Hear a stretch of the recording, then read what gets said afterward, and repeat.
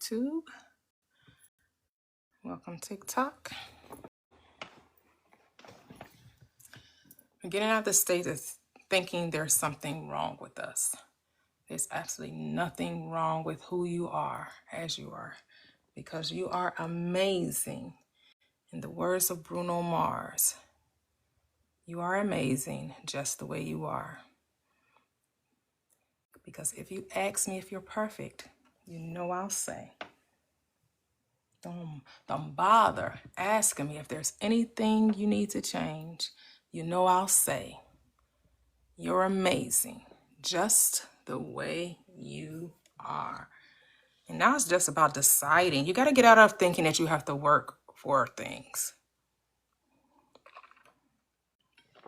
Anything you do should be from an enjoyment, not seeing it as a chore or a grind. I mean, you can, it's your world. You know, these are just mere suggestions that I am offering. There's no should or must or have to. So whatever you're deciding, this is your world. This is your script. You get to define it as you wish. I'm just merely suggesting an easier path, an easier way, but you can choose the difficult road. You can choose the winding road. You can choose the hardship. You could do that. Hey, hey, hey. Yes, a beautiful day. It's a beautiful day in the neighborhood. A beautiful day in the neighborhood. Won't you be mine? Won't you be mine? Won't you be my neighbor? So I am streaming on TikTok and on YouTube this morning, reminding you there is nothing wrong with you. I know the world likes to tell you, oh, I'm not perfect. I'm an imperfect being. I'm this, as they get ready to tell you an excuse as to why they can't be great or why they can't stop doing a thing that they want to do. They have to lead with, I'm so imperfect. I'm just a lowly being, a lowly soul that I am. Yeah. I mean, you get to say that about yourself. I'm just not adapting that mindset anymore. We got to learn how to talk to ourselves. We got to learn how to speak life. We got to learn how to say what it is we really want, not what we think we should say, or what others want to hear, or what makes others comfortable. Hey, hey, hey, hey, hey, June, how are you? Welcome, welcome. Grand Rising. It's Thankful Thursday. Thankful Thursday. What are we thankful about? So many things to be thankful for. So many things. For who you are, where you are, that you get one more time. You get another experience in the body that you have to decide what it is you want. You get to do it all over again. You get to choose something differently if you so desire to do so. Hello, hello. Yes, we are perfect. Absolutely. Perfection means to be complete and whole and lacking nothing. You don't lack anything. You have all things pertaining to life and godliness, says the script. I like referencing the script because it reminds us of who we are, even though religion tries to snatch that away from us. I'm here to remind you what the script says, not what your pastor told you, but what the script says. Because the script is actually telling you who you are, the magnificent being that you are, the wisdom that you are beautifully, wonderfully, fearfully, amazingly made, and marvelous are the works of the Creator. And that your souls know quite well, even if your mind don't know it, even if your logical mind, even if that carnal mind isn't aware of the glory that you are. Your soul knows it. And I'm here to remind you what your soul knows, not what your pastor tells you.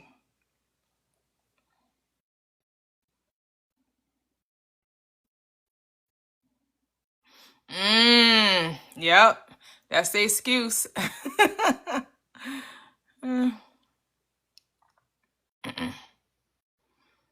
Yes. Double tap the screen, 10K the easy way. You get to come up and have your say. If you are collecting those hearts, grab it up on top of the screen. If that's something that you do, get your heart me's on TikTok. All you have to do is seek ye first the kingdom of your good. What's the kingdom of your good? That's where you find your peace, love, abundance. That's where you find your joy, your wisdom, your health, wealth, and success. That you prosper in all that you do. And all you have to do is so simple. Man, it's so simple. Make a decision and then remain faithful to the decision. I recognize many of us don't like to persist. We think if it don't happen in 2 days, if it didn't happen in 5 days, if it didn't happen in 2 weeks, then it wasn't meant for you. No, no, no.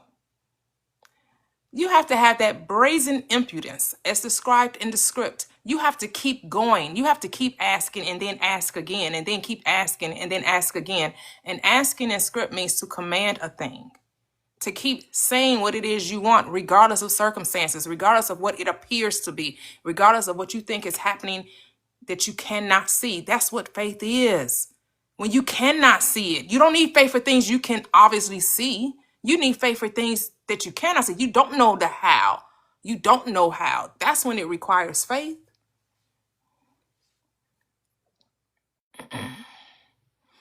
Yes.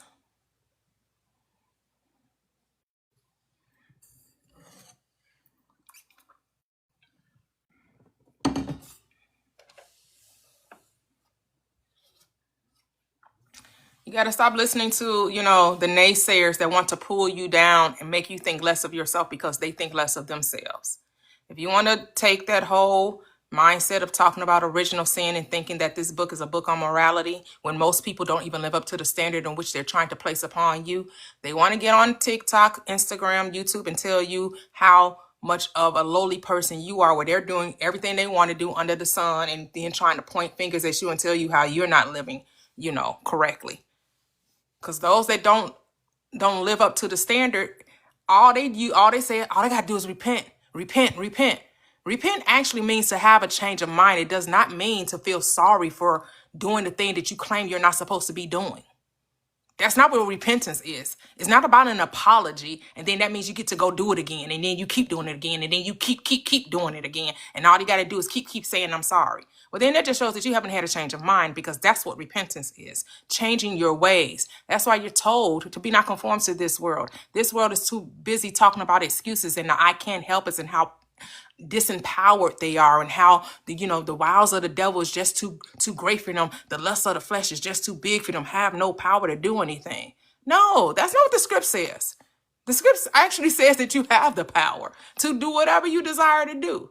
And the reason why you're doing it, the reason why you're quote unquote sinning, is because you're choosing to do so. It's for no other reason. You desire to sleep with that woman or man last night that's not your husband or wife because you wanted to.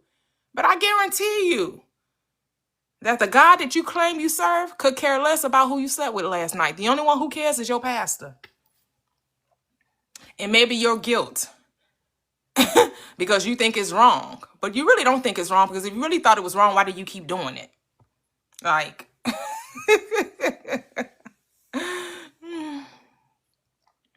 that's it. Continue.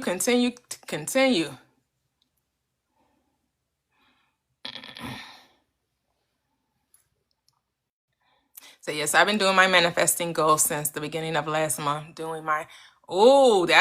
it, June. That's it. It's just about deciding what you want, and then don't beat yourself up or wear yourself out trying to figure out how this is going to come. Now, this is when we implement that script that my ways are not your ways. My thoughts are not your thoughts.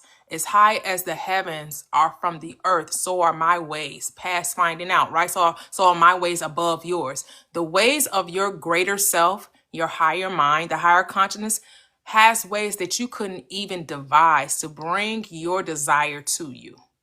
This is where that script, Proverbs 3, 5, and 6, should be implemented. To trust in the Lord, the I am, the law of your being, with all your heart, and lean not onto your understanding. See, it's not the way the world says. The world would tell you, you got to do step 1, step 2, step 3, step 4, step 5, and then you'll get it. But the law of mind is above the law of man, is above all these rules and regulations, is above whatever, the human perspective has devised to say, this is the only way. You must do it this way. There are infinite ways. There is no one way. Stop boxing in infinite intelligence with your limited thinking.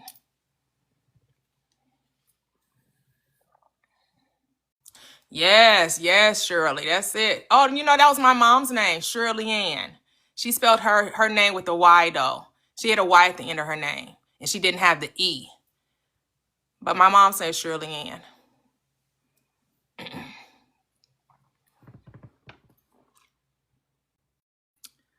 Yep. This is it. This is the time of your life. This is it. What you gonna do with it? This is it. This is the time. This is as Esther Hicks would say, this is the greatest time to be alive. Not just Esther Hicks. Many people have said this is the greatest time to be alive. You're on the precipice of just experiencing all that you could imagine, all you could desire, and it's just about choosing it, deciding it, and then remaining faithful to it, not trying to figure it out. That's what we just have to let go of. And I know people give you all of these techniques and all of these, well, do this, well, do that. There's nothing to do. There's only to be. Only to be. Because they think because the way they got it is the way you should get it. No, that's the way they got it. Now you got to figure out what's the way you're going to get it. And you know how you're going to get it? Be still. Be still. Mind your business. Stop trying to figure out how that person became a millionaire, because the way you get to be a millionaire is not going to be the way they got to be a millionaire. You don't even have the same desires that they do, other than you want to be a millionaire. That's the only thing you may have in common with the person that's a millionaire, is that you also want to be one. But how you get your millions is going to be totally different how they got theirs.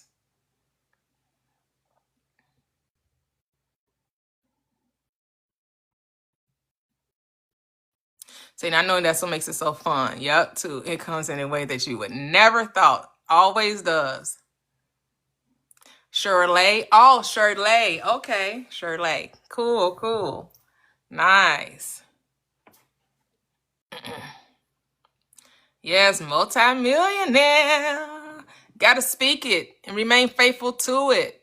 And then the way will be shown. It's going to come in the most excellent way, in a way you could have never imagined. It always does. It never comes in the way you thought it would. It may come in a dream, in a vision, and it may just come you just playing out the scene. And you don't even know that you're playing out the scene. You have no idea that the reason why you went to that dinner, or you went to that party, or you ended up at that store, and why you was at that stop sign, or why you had that collision with your car, or why you're never going to know that was the thing that was bringing you to the destination, your desire. Hello, Lilith. Welcome, welcome, welcome. How are you? Double tap the screen. 10K the easy way. You get to come up and have your say. So it's no longer wallowing in the mud and telling yourself how unworthy you are. No more. We're not playing with the pigs no more. We're not lowering ourselves to the mud and talking about how unworthy and undeserving we are. We're no longer living from that mindset. It's about living from who you are, the God state, the knowing state, the trusting state, the faithful state, the perseverance state, the committed state, the intentional, the purposeful, whatever words you want to use. As long as the words you use is from a limiting, doubtful, worrying, complaining state, the what ifs, making plan B's and C's and D's, E's and F's, just staying with plan A.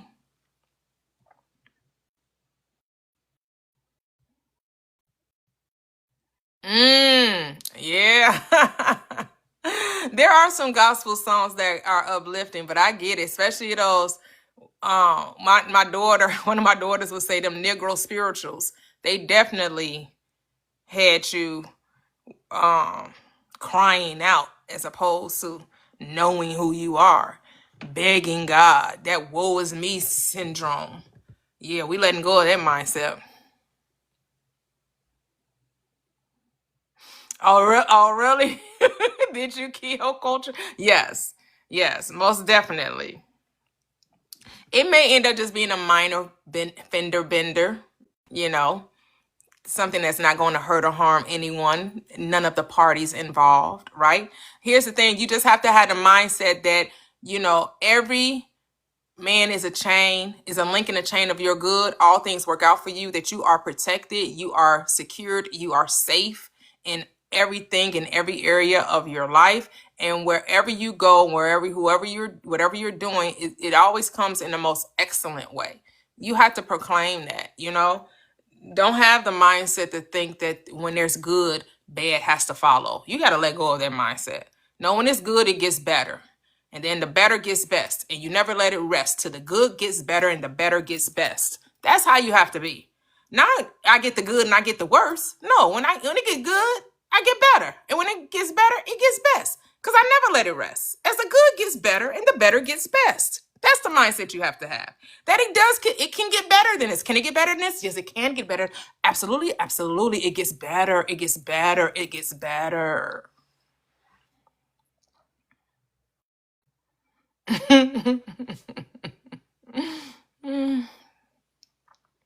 That is such a deep programming, and then that's why we're rewiring that over here. I like how Gigi says, the neural pathway highway. We're rewiring that neural pathway. Sometimes you get a little detoured, but then you got to jump back on the highway. You got to jump back on the path in which you desire to be on. Sometimes we lean to the left, we lean to the right. Sometimes we get off track, but just hop back on. Don't beat yourself up. Give yourself grace. Love on yourself. Enjoy the process. Stop looking at everything because it didn't go exactly like you wanted to. That means you're a failure. No, it's just an experience. This is where you have to learn to stop eating off the tree of knowledge of good and evil and eat off the tree of life. The tree of life, there's no wrongness. It's just eating off that tree of knowledge of good and evil where you see bad and worse and evil and, depraved mind and all of that. You got to start eating from the tree of life. That's why you awaken. That's why you're awake in this moment, in this here and now. So you can live your best life now. So you can stop taking the crumbs that falls from the master's table and sit your butt at the table and feast on all the things. And here's a song, Shirley.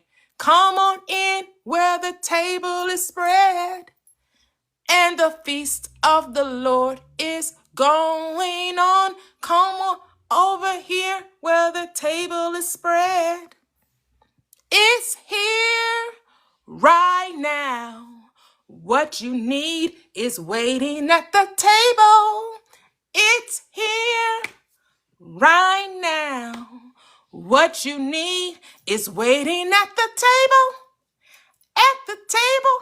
Hey, at the table. What do you need? If you need healing, it's here right now. Healing, that's what you need. What you need is waiting at the table. Hey, you just got to claim it. It's here right now. You need money. It's here. You're looking for awesome relationships, whether they be friendships, whether they be, your family, whether it be, your lover, whatever it is, you want to lose that anxiety, that depressed state. It's here right now. Healing emotionally, mentally, physically. It's here right now. Just have to decide it. Love on you. Appreciate you. This is where your authenticity shines through when you first love you. That's where authenticity gets to come forth.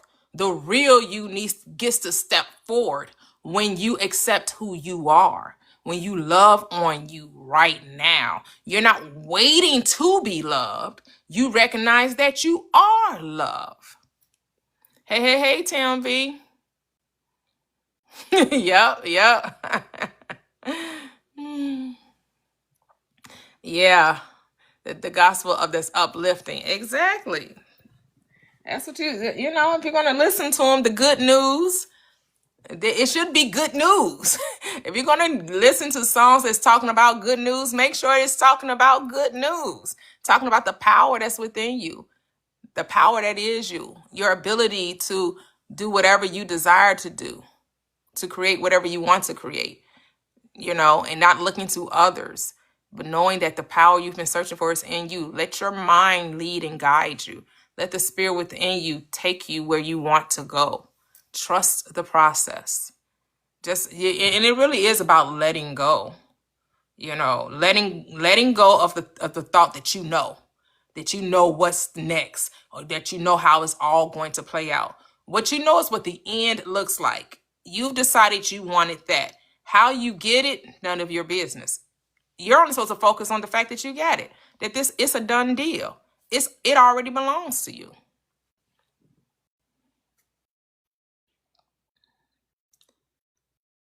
Double tap the screen, 10K the easy way. You get to come up and have your say over here on TikTok. Welcome YouTube. If you have any questions, please comment. Please like, share the live on TikTok and on YouTube.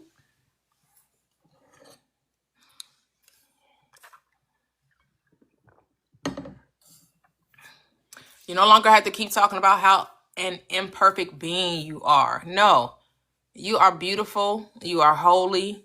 You are amazing. You are delightful. You are powerful. You are wonderful. You have great talents and gifts. You are uniquely. You're a unique expression of all there is. You are a unique expression of consciousness. Whatever form your body comes in, that's your unique expression. That's your imprint upon this third dimensional plane. And if you don't like what you're seeing in the mirror, you get to change it. You get to change it. And you get to make yourself over to whatever pleases you without worrying about what other people think. You want to lose a couple of pounds, lose a couple of pounds. You want to put on a couple of pounds, put on a couple of pounds.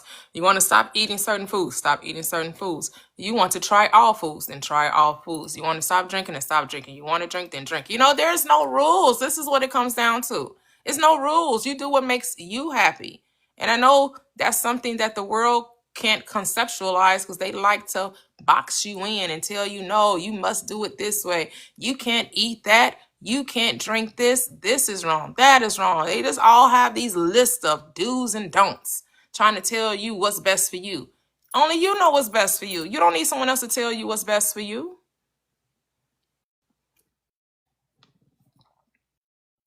Yes, you say you love these affirmations. You don't need someone telling you what's good for you. Just figure it out. Know thyself. Know thyself.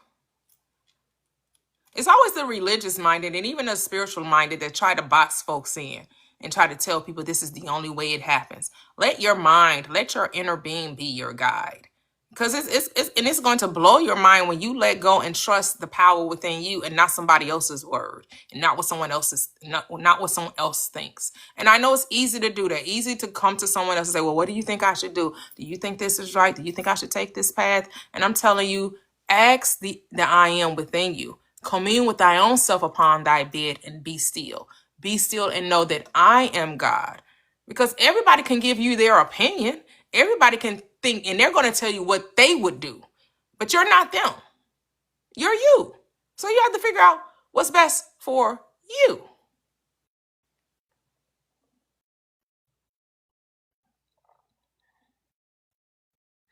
I think because you keep trying as opposed to being fresh air, you're already the size you desire to be. And so you just have to, stop trying to do it and just be it. Enjoy life, and you will see the weight just fall off. You'll just feel led to do certain things. And you won't even know why you're doing it. You will feel led maybe to eat less, maybe to walk more, maybe to dance. Like, you will just get the nudging and the urge to do certain things, and it will just be natural. It won't be something that you're forcing or that you're trying to make yourself do. It's not about a chore. It's not about, I gotta do the thing I don't want to do so I can get the thing I've never had. That's the fallacy. That's the error. I gotta do something I've never done so I can get the thing I've never had. And you think you can think of that. You can't think of that. You may do some things you've never done to get something but you won't be able to come up with what that is to bring about that end, because that part is not your work. The how is not your work. You got to understand that. The how is not your work. You're just supposed to say, I am this weight. I look beautiful on this weight. I love the way my clothes fit. I love how I feel in my body. I appreciate this body. It's so amazing. It's so dynamic. I love everything about it. I'll get up in the mirror and I sing to myself and I talk up to myself and I build myself up because I know this is the truth of who I am.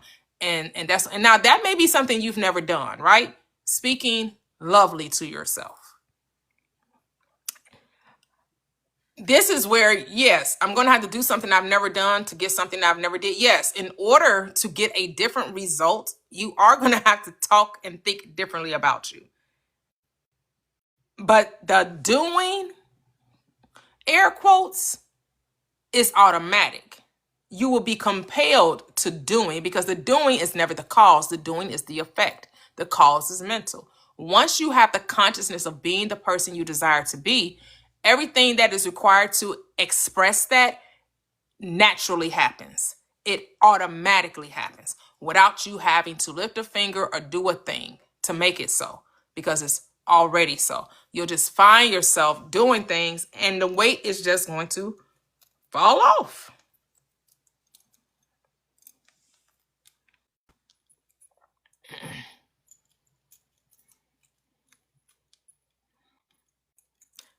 Oh, we're not talking about no suffering. We're not into the suffering. You have to go somewhere else to talk about the suffering. There's no suffering. We're losing that mindset.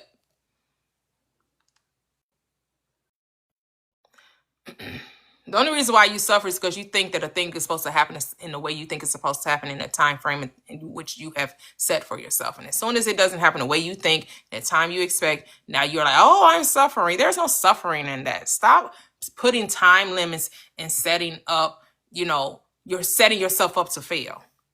You're setting yourself up to fail, and it's unnecessary. Totally unnecessary. Learn how to go with the flow. Exactly. No more suffering.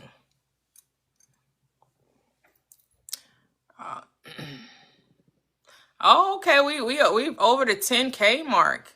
We got some folks want to come up.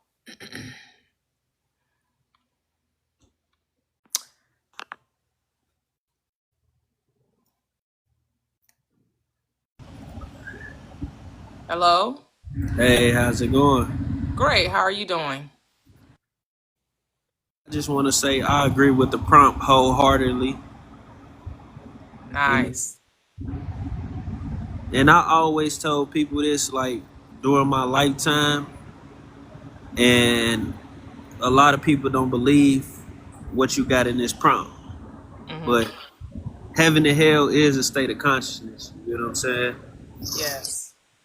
So it all like you was just saying before I join your join your live that you got to speak positivity into your life. You get what I'm saying? Like if that outfit look good, you know what I'm saying, buy it. You know what I'm saying? Go get a haircut, a makeover, a massage, Do what you need to do to make your life better. Yes. You know? Mm-hmm. To feel good about yourself, whatever but you gotta do the mental first. Because trying to clean the outside while the inside is unclean, you working outside in, and you should be working inside out. Everything in my life right now has got to be high vibrational because it's a shift happening right now. Mm-hmm. And if you're not feeling the shift, then you're not a part of it. A lot of people can't hang around old friends that they used to hang around that's, drinking and smoking, doing all that bad negative stuff. Like, we got to change for the better. So it's Yeah. Well, I'm not here to judge anybody's choices because all of this is an illusion. I don't see anything as really mattering other than you say it does matter to you. right. So I'm not here to judge what someone's habits are or what, if they decide that they no longer want to live from that mindset, all they have to do is choose something differently. But I'm not here Yeah, to tell somebody what they should or shouldn't be doing. yeah, that's what I'm saying. What I'm saying, if it's not meant for you, don't do it. That's what I'm saying. Like, Right, right, right. I can't stop nobody from doing what they want to do. They got free will. Like, Right, right. so it's like, Absolutely. yeah, Yeah, yeah. I mean, it's just all about deciding what you want and then going from there. right. Like we got we can choose bad or we can choose good. Which one you want to choose? It's your choice. Yeah. Yeah, yeah.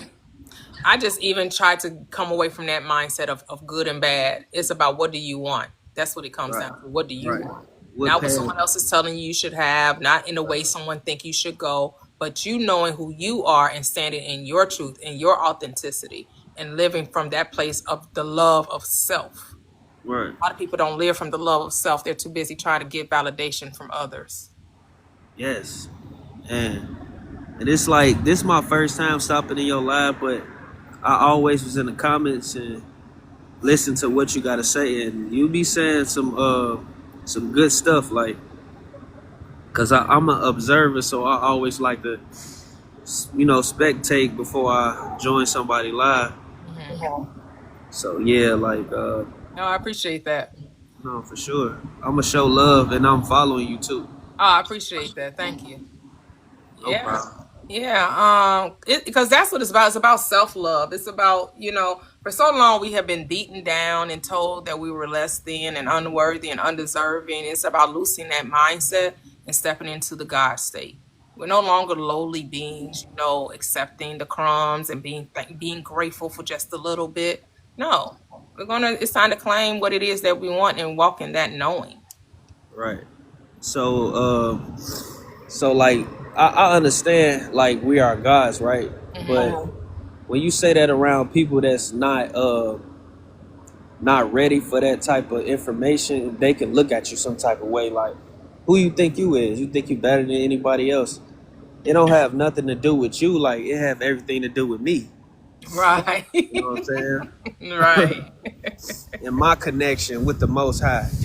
Yes, So yes. it's like, yeah, Yeah, I mean, no, I mean, you have to know the audience. You have to, when you start talking is when you see they're unreceptive, then you just move along. You keep it moving because you're not here to well, for me, I'm not here to convince anyone of anything. I'm not here right, to prove anything. I know who I am and I know who you are, even if you don't know who you are. And so if right, you want to continue to play the human game and still operate from that lower mindset of thinking that, again, that you're disempowered, that life is just happening to you, you have no other choice, you just have to accept what's happening to you and try to figure it out and all of that. yeah, Okay, I'm gonna leave you right where you are, wish you well, and I'm gonna go on and move on up the mountain. no, that's big facts. But yeah, Because I know everybody's not ready to receive, and that's okay. no, that's, yeah, you right though. But you can plant a seed. Yep. You know what I'm saying? You can plant that seed in their mind. Maybe they'll come back to it. Yep. That's Water. about all you can do. Yep. Because you just want people to know the powers that's within them. Right. That's it. Know who you are. But when it's time for them to awaken, Yeah. as that saying goes, when a student is ready, the teacher appears, and the teacher is within them. Right. That's the spirit is there to reveal all truth when it's time for you to hear it. Some people just aren't. As that movie say, you're not ready for the truth. You can't handle the truth. Right. Jack Nicholson, a few Yeah. good men. Yeah. You Yeah. can't Yeah. handle the truth. No, facts. And I can attest to that. Like, once you ready, spirit will reveal itself to you. You know. Yeah, yeah. Like, and I can attest to that. Like, when I, went through my awakening, it's like a lot of stuff started coming to me easily. Like, I started getting out of Christianity Hmm. and stuff like that. Like, and started getting more into my spirituality. And it's more freeing like that. You get what I'm saying? Because it's not, you don't have no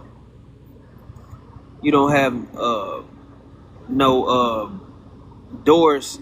You don't have no ceilings in spirituality. It's the sky's the limit. You know what I'm saying? Yes, that's it. Like, Break those limitations off.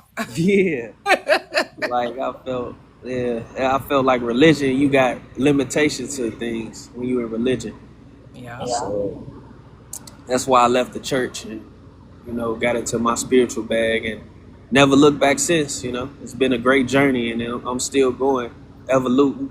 Yep. I feel that. I can concur. Yeah, like and you meet the most beautiful people when you on this journey. Like I done met some most beautiful, enlightened, spiritual beings. Like and it's like all your life you've been thinking you crazy for thinking how you think, but you get around these other people and they've been thinking the same way. Like Right. Yep. he be like he be like, wow, you been thinking like this too? Yeah, like it's like man, it's just Oh, that's so true, man. And me having this platform, man, you can imagine the amount of people that I've met. To hear their story, their soul's journey, and how they awaken. And everyone's unique. No two people have had the same, type of awakening. Everyone, it may be similar, you right, know, and everyone's at different quote unquote levels or experiences of self. So, because I just know everyone's not here to have an identical experience. It's right. infinite expressions of the all. And so, you're going to have your unique expression in this, 3D world, and then someone else is going to have just a polar opposite version of what you've experienced. Yeah, facts. It's just like yeah, you just gotta, and then it's like you have more sympathy for your people once you awaken because you used to operate in that lower nature. Like I used to be that person that was in the streets doing what they doing. So when I see it, I'll be like, man, that used to be me. Yep. So how can I be so judgmental of what they doing? I just got sympathy and empathy for them. Hopefully they can get it together and and get on a higher path. Yep, that's it. That's the way to be. Because sometimes, the spiritual community can be just as judgmental as the religious. And you Right. just have to check that. You have to recognize that that's what you're doing. Like, and we're not here to judge somebody else's path. We're just to No. be the light to the path, right? This is Right. the light. Come this way. And they're like, no, no, I still want to play the human game. Okay. Whenever you're ready, the light will be waiting for you. No, for real. Like you. No, for real. I don't want to hold up people because we got more people on the panel. Maybe they want to talk or add something on. Yeah, someone dropped, but yeah, I'll go to Dynell. I appreciate you. Was that Anunnaki? Yeah, Anunnaki. Thank you. All right, all right. Appreciate you for real. Hello, Dynell.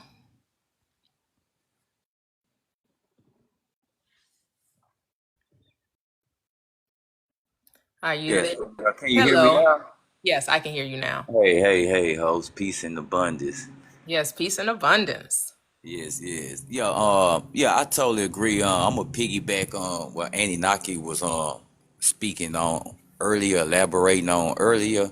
I definitely agree with what the prompt saying. I grew up, Baptist, Christianity as well. So it's like that was instilled in me as I was coming up. But as you get older, kind of mature in your ways, I start like going to churches. Like things wasn't lining up to me, right? The Mhm. stuff that I was told and taught, it wasn't like lining up in with my spirit in the inside, should I say? So that's when I start going on my spiritual journey, right? It's a lot of things they used to teach us like, oh, don't question, don't, everything happened for a reason, this, that. So I went on my own spiritual journey. So I just feel like when I did, I felt like I had a head-on collision with the truth. So that would woke me up and got me conscious. So it's a lot of things now that I won't say I won't believe in. It's just a lot of things now that I look back and I can tell like the difference. Just being more spiritual minded, should I say? And I'm still like on my spiritual journey now. Mhm. So I definitely agree what the prompt says. Even the Bible, I know some people don't believe in it, some people do. Mhm. To each his own. But Right. I feel like even the Bible is like a cheat code. It's like a coded book, right? And Mhm. it's like it's really telling you telling you, I don't know how to put this, telling you something like how I'm trying to put it. I say basically it's basically trying to tell you something, you Mm, know.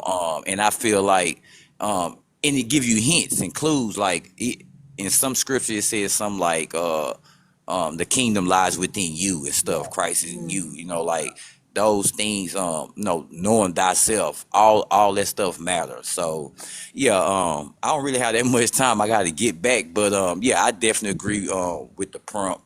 And yeah, just going on your spiritual journey, being awake and being conscious. It's not about who's right, wrong, and stuff. We just, you know, trying to get it right, get on the right path, should I say. Absolutely. Yep. I appreciate you dropping by. Yep. That's how I see the Bible. I see it as our autobiography. It's about the soul's journey from dissension into duality to your awaken in unity. That's how I Yes, see ma'am. it. Yep. Yep. Definitely. I appreciate you. Yeah, I reference the Bible a lot because I understand it's about the mind. It's telling you how to think, how to utilize your mind to create your reality. Right, We've always exactly. been doing it. We just didn't know that we were doing it. We were doing it unconsciously, and now we want to be conscious about what we're creating or what we're manifesting, which means we're just bringing that which is unseen to visibility. That's it. Right. Well, thanks for having me. Y'all have continue having a blessed day. Oh, you do the same. Thanks for joining. You too, Donnell. All right, salute, brother. But yeah, but on your journey, like, do you meet like, because for me personally, it's like now I'm awakened. I can't deal with like certain women that I used to entertain Hmm. back in the past. Like they got to be on the path like you. Like if I'm gonna take them seriously, they got to be like speaking like you, talking like you, and have your views. Mm. You know what I'm saying? Like, Well, when I started on my awakening journey, I was already married. My okay, husband and I are on the same path. He's actually in the chat. He's at work, but he comes on and likes the lives for me while he's at work. and that's what's up, that you got a partner that's like, equally yoked with Mm. you. You know what I'm saying? Yeah, Cause we started together. I saw because I was in church. I was a Sunday school teacher back in the late '90s, early 2000s, and I yeah, left the church around the 2007, 8, somewhere, and I can't remember exactly what year I decided to walk away from it. Um, but I my journey didn't start till 2018, right, and I had saw this video about law of attraction. So that's what like opened me up to it. I was like, oh, this is what I've been thinking. Like it resonated so much. Then I sent the video to my husband. I just told him to watch it. I didn't tell him nothing about it. I just said, watch this. right, He was in agreement with it. And then ever since, we still had our different paths. Like he had certain teachers and certain books that he resonated with, and I had certain teachers and books, that I resonated with. So I'm not gonna say that for the most part we do agree, but like I said, he just had certain people he rocked with. He rocked with like Dolores Cannon, and he read the Emerald Tablets. He likes reading about. I think he read. I don't know. I can't remember if he read about the Anunnaki or not. I think he yeah, did. I think he yeah, did. yeah. Cause the Emerald tablets and the Holy tablets, they got Anunnaki like Okay. Okay. Marian Okay. type. Yeah, he would listen to Billy Carson, and but I didn't read any Dolores Cannon. I didn't listen to Billy Carson. I didn't. That wasn't. I was more into. And he also read it too. I was more into Neville Goddard, Dr. Joseph Murphy. We both was like listening to Esther Hicks or whatever. We actually went to one of her conferences, what have you. But my Uh-huh. main thing was I like those who taught biblical principles. Yeah, I leaned more into that because I had that religious foundation. right. Right. I And I forgot. started with the Bible, and then when people start showing, oh, this is what the Bible is really saying, like, Right. oh, that makes so much sense, so much sense now. Yeah, no, I feel like majority of us, like melanated people, we started off in the church. Hmm. Like I got like my uncle, like he Muslim, so he followed the Quran. So, but majority of my family is like Christian Baptist type background. So I'm the only one probably out of my family that's like out of that. Like, Mm. so Yeah, well, my family, so my husband and I, my oldest daughter, we introduced it to his side of the family, so they was more receptive to it than my side of the family. So like his brothers, his sister, they've even studied with us. They did book clubs with us, what have you. But my side of the family, they're more church oriented, so they're not real receptive to it. And I don't really try to talk about it. You know, in the beginning, when you first start, you think you're supposed to go around trying to convince others, right? You're like, you need to know this. You should hear this. The Bible is, you know, it's not what you think. There is no savior. No one died. You know, and so in the beginning, you're trying to convince. And then I finally let that mindset go of thinking I'm supposed to be out here convincing. You can't convince people of something of their beliefs. You can't convince. exactly. It just becomes an argument. Facts. And I think we no, you absolutely right. And I feel like we all went through that phase where trying to convince people, like trying to, enlighten them, but they just don't be ready. That it's not their path to waking up at this moment, maybe. Like, Hmm. so it's gonna turn into a verbal argument, like, you know what I'm saying? So I just stopped trying to convince people of what I know and just let them find out for themselves. Like, so, and it's like, and like in the comments, she said data has definitely been more challenging since on this journey. Like, yeah, because I feel like once you enlighten, it cut off 80-90% of potential partners. Like, because it's like a lot of people not in on this journey as you. Like, I'm on social media.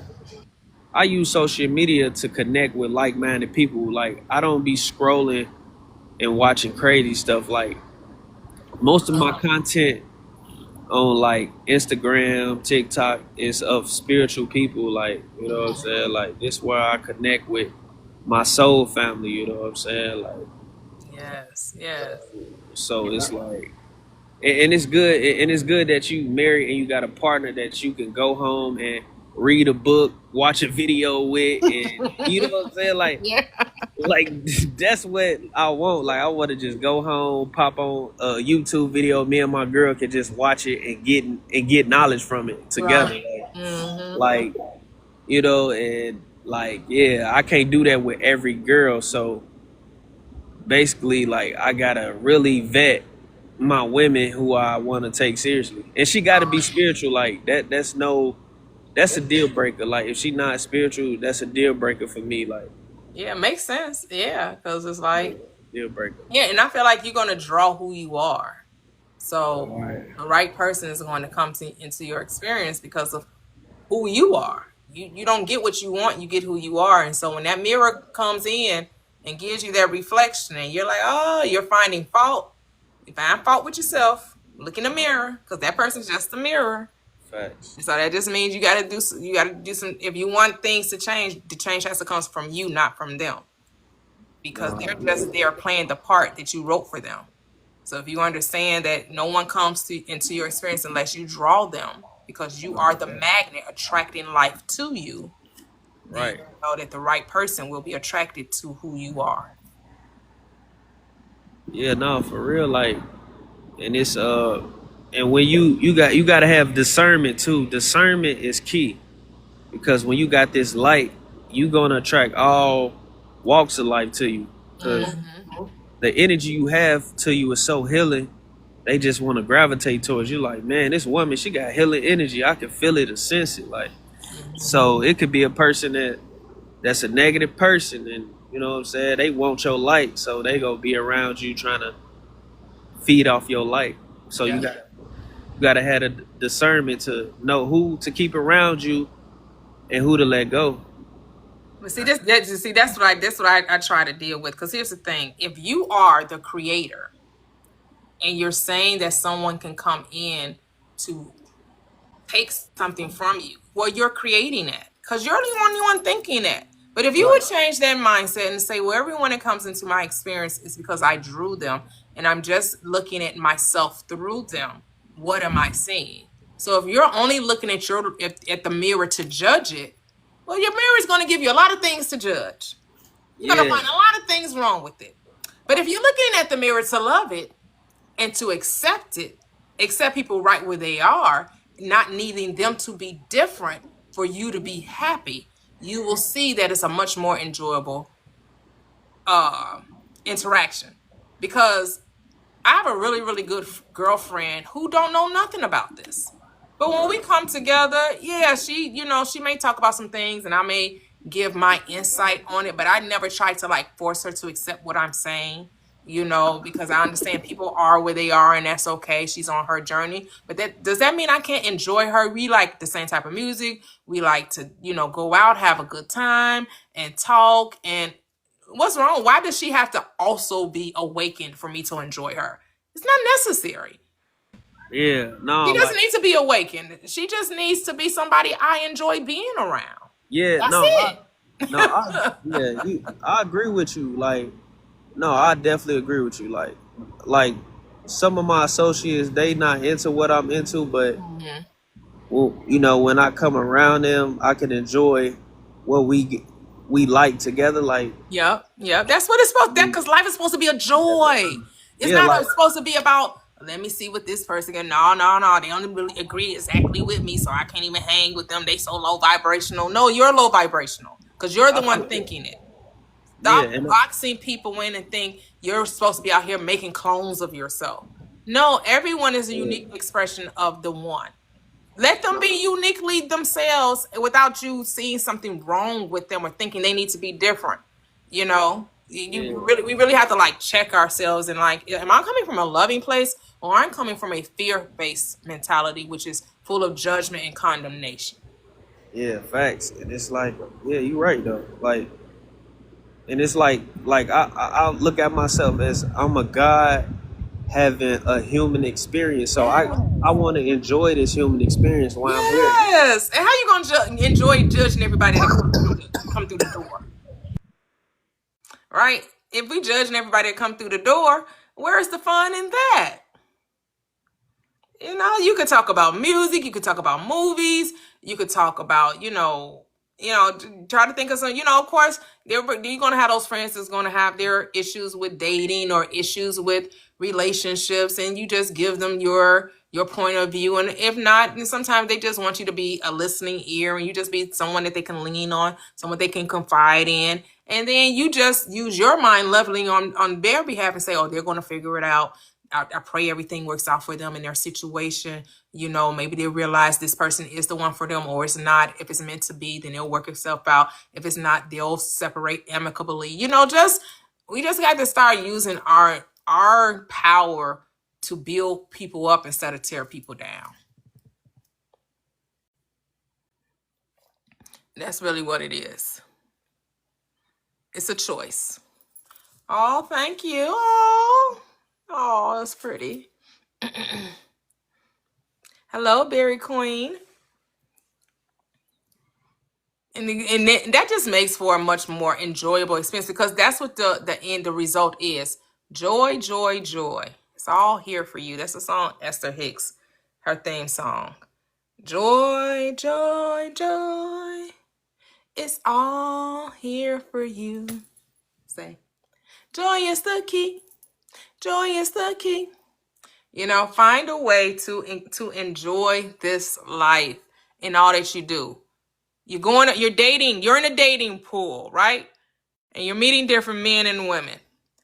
This is my suggestion. You don't have to take it, but this is my suggestion. This is what I did. But I'm not saying you have to do it. I'm just telling you what I did. I decided to go, when I met my husband, when I went on my date, when we started dating, I didn't have any preconceived notions. I didn't go in thinking the worst. I didn't go in looking for red flags. I just went in to just see what it would, being myself, being who I am, not putting on airs, not pretending to be something I'm not putting my quote unquote best foot forward. I'm just going to show up as I am. I didn't put on anything extra sexy or extra cute. I didn't do it, I didn't do any of that. I had on some black jeans, a black sweater because it was in December and I live in Illinois. So, it wasn't that, warm or whatever, And our first date, because we met online on a dating app, our first date, we went to get, he actually told me to get a mani pedi, and then we went out for sushi. That was the first time I had ever tried sushi. So it was an amazing time. It was right before my birthday too. So it was like the weekend before my birthday, and then on my birthday, I took the day off of work, and he came and met me at I believe Denny's. We had breakfast at Denny's, and then ever since then, it's like we've just been rocking it. Now we married 10 years. But, prior to that, I used to be all in my head about going on dates and trying to imagine what it would be like and trying to see instead of just going with no preconceived notions and just going in just to let it play out. Get to know the person, enjoy the food, talk, laugh, find out about them. Just go with no pretense. Just go, just being yourself.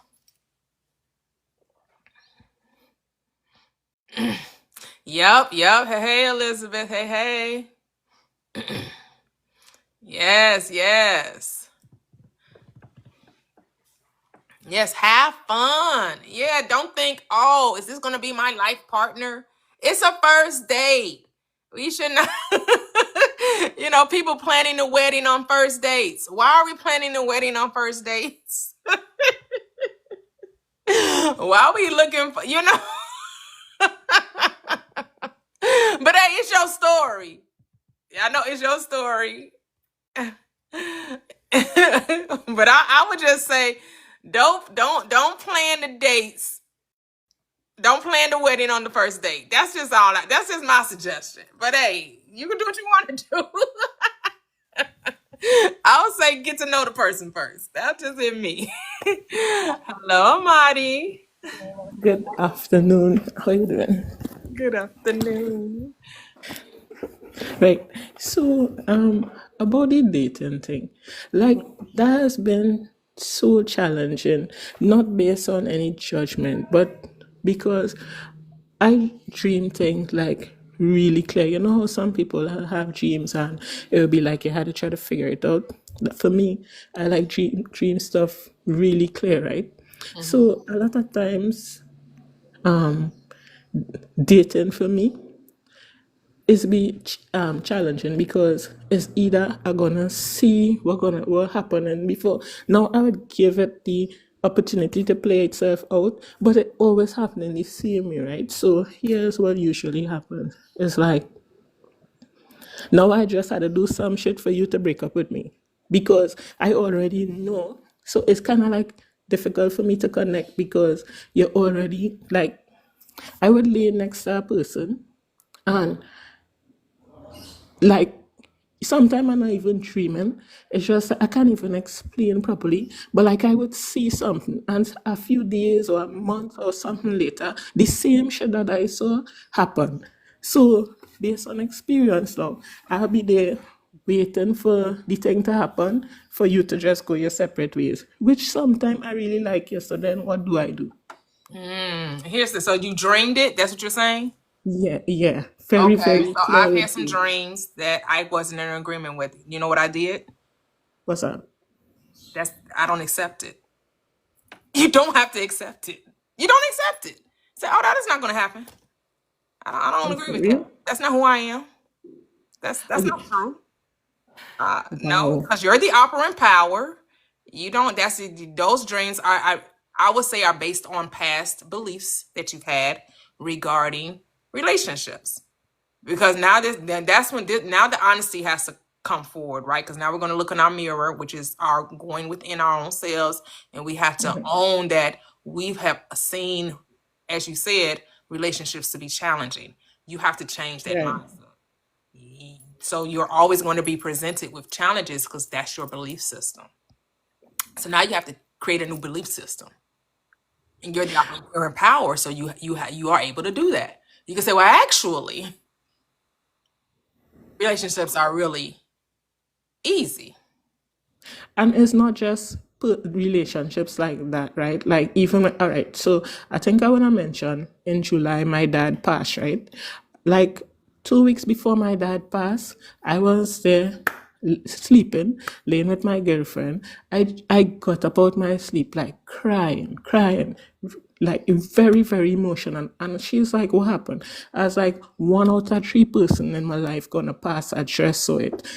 And she was like, "No, everything all right. She's trying to comfort me, just telling me it's like a dream." 2 weeks later, my dad died. Like, and then she was like, she reminded me of the dream I got up and told her about, right? So it's like things is just like I don't even know how to shake it. It just be so overwhelming that you're seeing it and then it gonna play out. So then it's well with the relationships, I guess I'd be looking for it. So I just be there waiting for you to go. Like, but Yeah, that that is the challenge. I get what you're saying. Yeah, because how do you differentiate between something that is something you feel you can revise and things that you feel like you have no power or control to revise, right? So Right. with the transitioning of the parent, right? That's something that this person is desiring to transition out of this state, as opposed to the relationship is more of an experience. I don't Right. see them as the same thing, right? Transitioning out of the body, we're all going to do that. Right. Everyone's going to transition out of this body, and we're going to put off the body and go into a different dimension, a different portal, right? Because that's all death is, a portal to another dimension. But when you're Right. dreaming your fears, right? Because that's all you're dreaming. You're dreaming your fears. Like, For real? my relationships never work out. They never work out. They're always a challenge. And I'm just waiting for the shoe to drop. Even though I like this person, something bad is going to happen. They're going to do something, and either I'm going to have to walk away from them, or they're going to have to walk away from me. Right. But that's the I think story that you're I writing. think it's a I think a part of me is like the I'm not sure. I don't think I'm a person who really like commitment.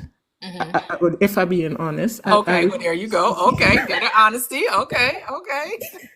yeah. So no, no, like for real. I don't like. I really and truly like something about me just desire freedom, right? But like yeah, to the point that I never even wanted children, and that's like from a young age. I never even wanted children. Like being committed to a job, I feel like that is imprisonment, stuff like that, right? So I think, if I'm being honest, part of me like being tied down to something, I don't like it. So I don't know. Probably I come in with that preconceived notion. You know? Yep. So now you have to reevaluate and say, do I still have that same thought process that I don't want to be in a committed relationship? Because it's kind of like a double-mindedness. It's like, why do my relationships always end? Because I would like to see how this plays out. However, I don't even really want to be in a committed relationship. So that's kind of double-mindedness, right? Because you could just be dating without needing it to be defined as exclusivity. No, but then that part. So I okay with that part, right? I even to the point of I prefer. I don't like be cheating and stuff like that. I prefer. I think my ideal idea of a relationship would be with both male and female, but it's kind of difficult to have these kind of conversation with persons because they want you to be theirs and they are yours and this kind of crap. Like I don't think for me, everybody have their own Hey, you idea. get to write the story. You get to say what the relationship. Here's the thing. When you decide what it is you want, the world is going to bend over backwards to give you what you want. However, you got to know what you want.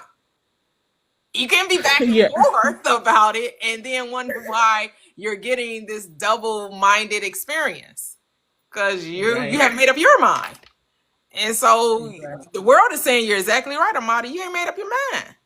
I'm gonna keep giving you this hodgepodge of experiences because you don't really know what you want. So, like I Oh, said, this is where you're gonna have to sit with yourself and just be honest. Is this something I really want? And don't say that you don't want it because of the fear of not being able to have it. Because I think people say, I want it, but I really don't want to commit me because you don't deep down you don't really feel like you deserve it or that you'll ever have it, and so you compromise and say, well, I never wanted it anyway. Is it No, that I you don't. really don't want it, or you got the fear of thinking that it will never happen for you, so that's why you don't want it? Because that's how I used to be. I used to say that I wanted it, but then I didn't really think that men would be faithful to me, and I thought all men were dogs and they would lie and they would cheat. And then I had to realize all men don't cheat because I only know all men. It's just the men I was dealing with. And it was because of my low self-esteem. It was because I didn't think that I was capable of having that type of relationship until I decided that I could. And the moment I decided that I could, it wasn't long after I met my husband. Right. I think I just don't like. I don't like the idea of ownership. I personally don't like the idea of ownership. I don't think I could do the you What does that mean to you when you say ownership? Like, how does that look? What are like we the saying? way like okay. So you see the idea of I don't know shit. It's probably just the commitment. The idea of you this is my man or this is my woman, and like we take this shit so personally to the point where I have to adjust being me for you and you, and I don't like the idea of a relationship is about compromise, because I personally think Oh, yeah, I don't agree with that either. yeah, I personally think no, let me be my authentic self and you be you, and let us see if we could work it, right? Right. So, So so now you're coming from the place of I don't want this, but you think it has to be that way, and it doesn't. Okay, it doesn't. No, no, nobody right, has. so then You're writing, so now you're getting more understanding of what you don't want is bringing clarity for right, what you do. Right. So there is no adjusting yourself. Like I was saying earlier, right? There's no pretense. I didn't have to pretend to be something I wasn't for my husband to like me. My right, husband liked everything about me. I would burp all the time. He thought it was funny. He very as long as he could put a smile on my face, everything was good. I like his sense of humor. I laugh at his corny jokes. It's just like when you know it's the right person, when you know you are comfortable being yourself. right. And because based on it's like the idea we have, like a lot of we were generally people believe like this person supposed to be with this person, like how people generalize relationships. So like me explaining what it is I want in a relationship, it wouldn't normally start though, like to get together. It would be like, yeah, But when you start to get into the relationship now, then it will start to be like the checking of the phone, the all these mistrust, all the baggage from your past Oh, so relationship. your This, mind goes to the worst case scenario. You're gonna have to get out of it. Yeah, I see what you're saying because that's the world's view of you're a right, relationship that where there's no trust. So, like, right, I have my husband's code to his phone. He has mine. I've never had one urge to ever look through it. Like what? Never had right. an urge to look through his phone, and he's never had an urge to look through mine. Right. From the time I pick my phone up, you're sitting in the car. From the time I pick my phone up, you wouldn't stay on your side of the seat. You're breaking your neck to see what's going on in my phone. Like, what's the point of that? And you could just simply ask. You could simply ask. So all these things start getting to me now, because it's like, what's the need? What's the point of being in a relationship if you feel the need to? Because if you ask me to see my phone, I'm going to give it to you. Right?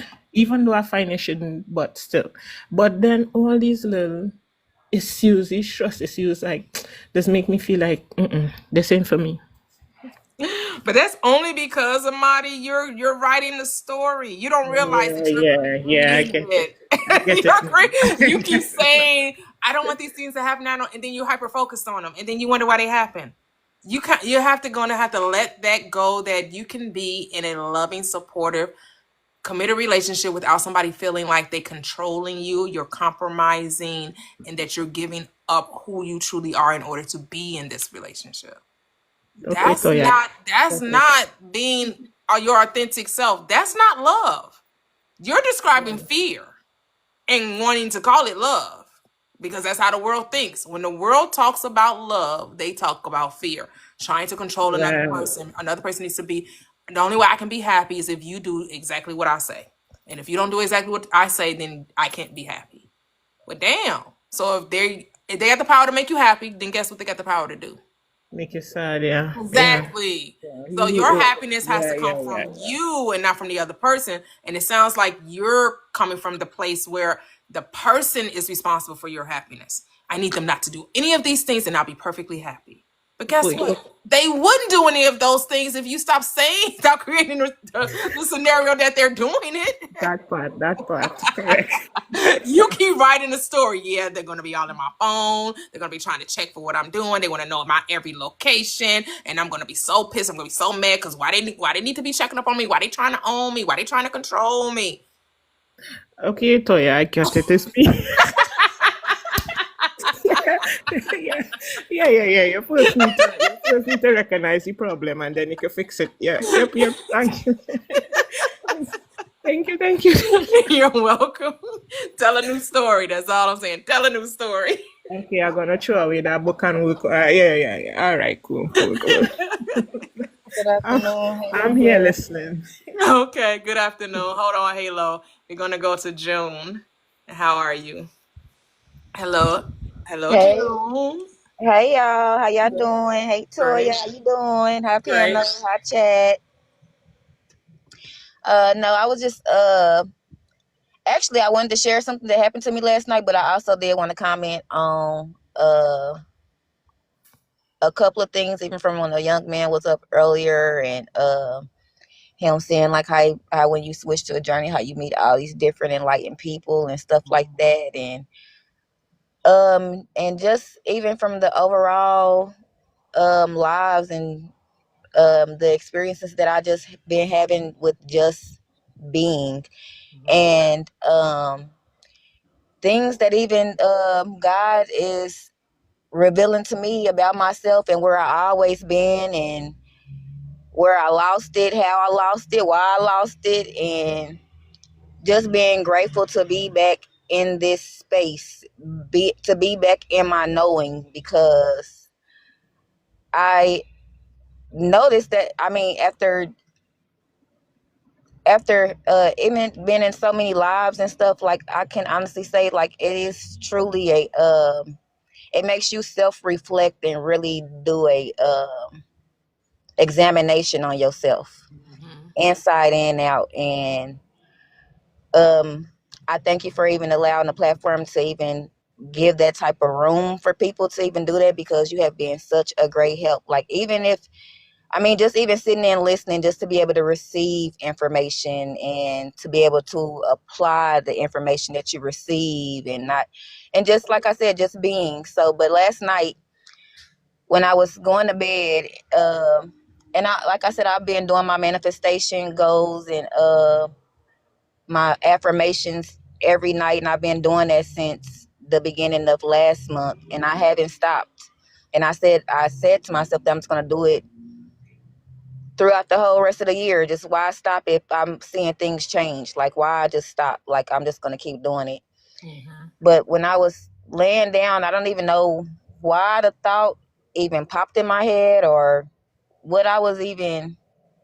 I know I'm always thinking about God. It's like God is always on my mind. Even when I was in church, like I never really, like I would hear the sermons, but my whole concern has always been God, God, God, God, God, and how people talk about God, but when you start actually being a reflection of God, how people will badger you and be like, "Oh, you think you God?" Like, and it's like, well, dang, like, am I supposed to be a reflection of my Father? Or I'm not supposed to be a reflection of my Father. Am I not supposed to mirror the God that I serve? Or like, what is it that you're having a problem with? Because it's the same message that you be preaching, but then when I'm actually living it, then it's an actual problem. But then it also taught me how to separate the real from the fake. Like, that's why I always say you cannot fake with a person who actually walks the walk, because that person have had enough experience to hear your conversation, your body language, it's just certain things that being experienced in the walk, that you were able to catch,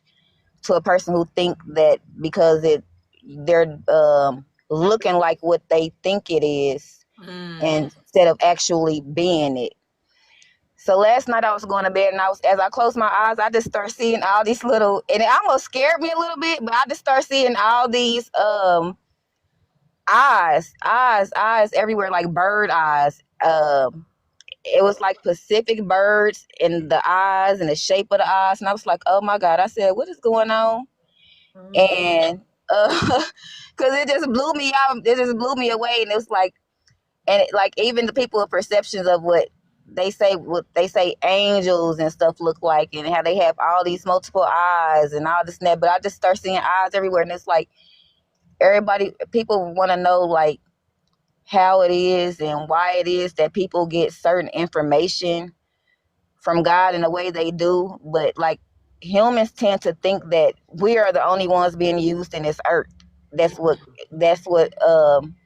pretty much, like when I was just laying there, that's what the message was. Like we get so caught up, like we so caught up on ourselves as humans that we only think that we're the only thing that really is important. Like we think we bigger than the program, and the truth of the matter is God and all the creatures that he created that have eyes sees everything. So God eyes are in everything, every animal. Like you don't, so the animals see things that we don't see because they in parts of the earth that we're not important, that we're not at.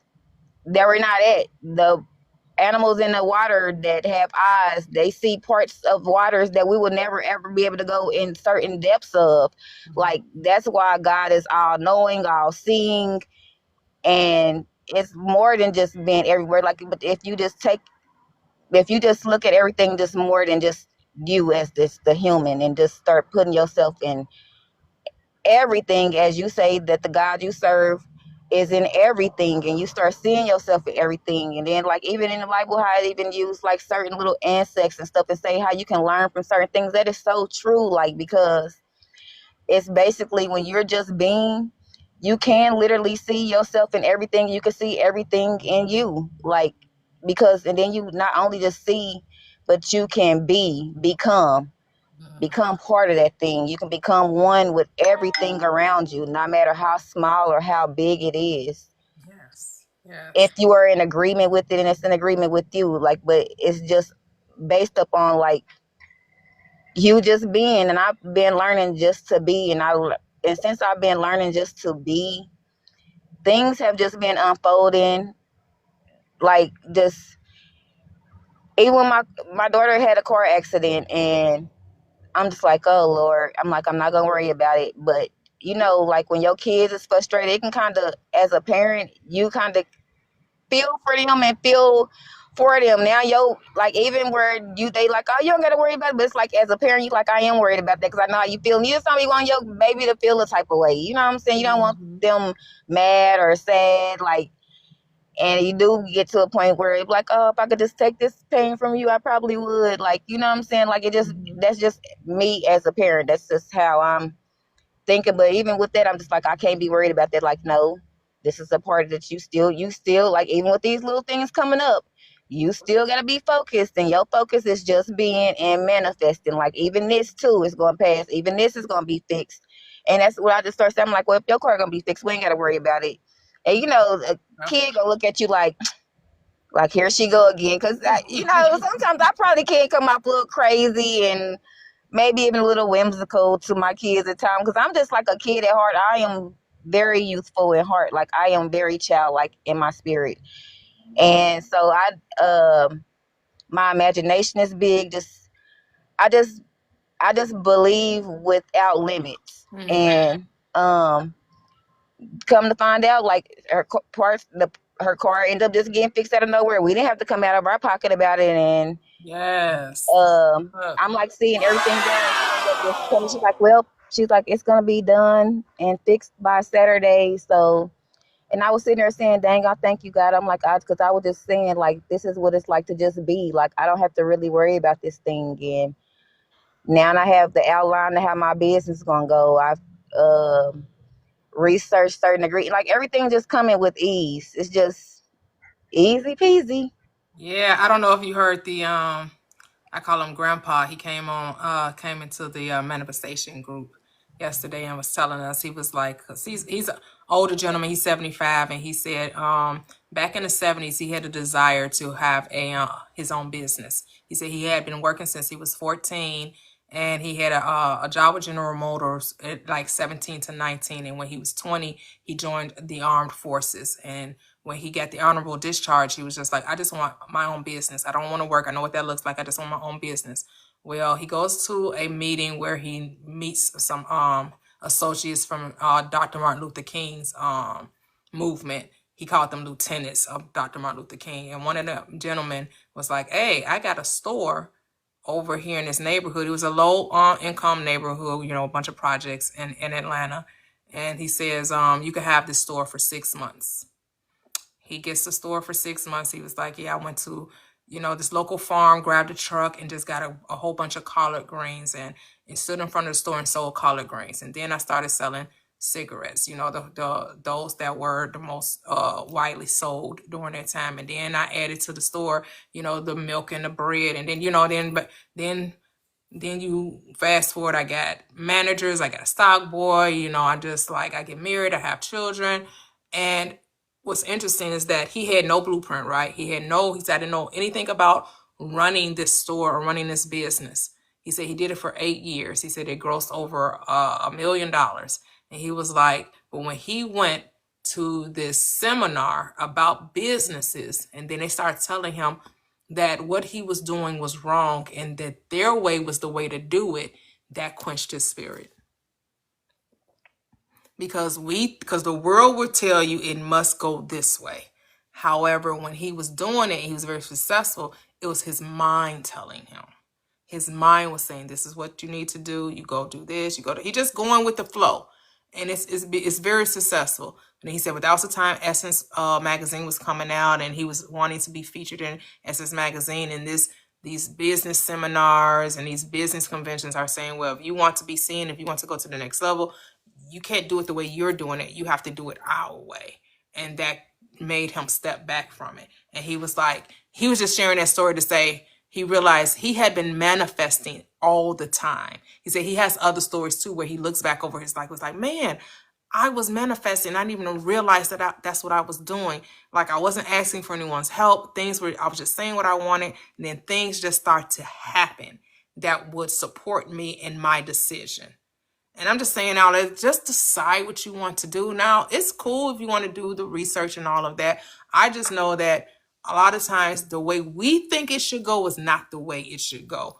We let the I am devise the how, and we just make the decision of what we want and let everything else happen naturally, organically. Yeah, so that was a beautiful story. I'm gonna go to Halo. Hello, Halo. Hey, how are you, T? I'm great. How are you? I was just listening, and I'm listening, and I'm like, sometimes, cause I'm sorry, I've been trying to break it down because I don't want to offend nobody, but hey, I gotta say what's on my chest, Lately I've been feeling because of the people I've been around, right? Mm-hmm. Those that try to force a religion on you, force Christianity on you, them are the people that are very, very controlling, they have some type of sense of wanting to control things and wanting things to go the way that they want to go. For instance, you might be courageous. You might be a courageous person, that just have the courage to do anything that you put your mind to, right? Mm-hmm. And then you will have someone that is a Christian that'll come oh no, you're not supposed to do that. That is not in the wills of God. That's out of alignment. Wait, hold on. Pause, baby. Hold on. Because who said that your way, that there's only one way to be? Nobody was robot. Oh, wait a minute, you pause. Even read your book. Oh, okay, hold on. Can you hear me? Yes. Can you hear me? Yes. 1 second. The baby. Let me get him some milk. Hold on. Okay, no problem. Oh, so precious. I remember those days. Yes, the I'm still here. ham. Mm-hmm. Yeah. So what I'm saying is that, like, even like you'll have them saying like, oh, that's not in alignment with God. That's, you're not supposed to do this. You're not supposed to do that. And it's like it's like they want to discourage you from doing things the way you are doing it because they see that it is working. When people are monitoring you, like they always talk about, like, and then Christians be monitoring you. Come on now, they be monitoring you, then trying to tell you about a monitoring spirit. What? Like, no, let's be for real. I'm being honest. I mean, how many spirits is it? Because my God, No, for real. I'm being honest. These spirits be wild monitoring. I've never heard of that before. That's why I'm like, what? What is a monitoring Oh my spirit? God. I've never heard of that before. That's crazy. Listen, they got. That's a new thing they saying now. You got to be careful of monitoring spirit. But to be honest, they are the ones that's always spiritual watching. Like you watching everything somebody do. Oh no, that's an evil entity. Oh no, that's this. That, you get what I'm saying? You are the monitoring spirit. Because why are you so obsessed with other people's life? Nothing happens to you because comparison is the thief of joy. You cannot enjoy what you got going on because you are trying to compare what I'm doing in my life to the way you are walking in yours. Yeah. Thomas, oh, you're not supposed to do that. See, I don't do that. Like, why you keep inviting yourself to my party? Right. I don't do that. It couldn't be me. It ain't you. Why are you doing that? Right. Why? Like, no, for real, you keep inviting yourself, extending an invitation to yourself that it was not given. Like, why? I don't do that. That couldn't be me. It's not. Why are you like? And then don't understand that. Like, y'all be the ones. Sorry, y'all. They'll be the ones with the most pessimistic thinking because it's like you sitting up here trying to tell me that I shouldn't do something because you don't have the courage to do it. Yeah.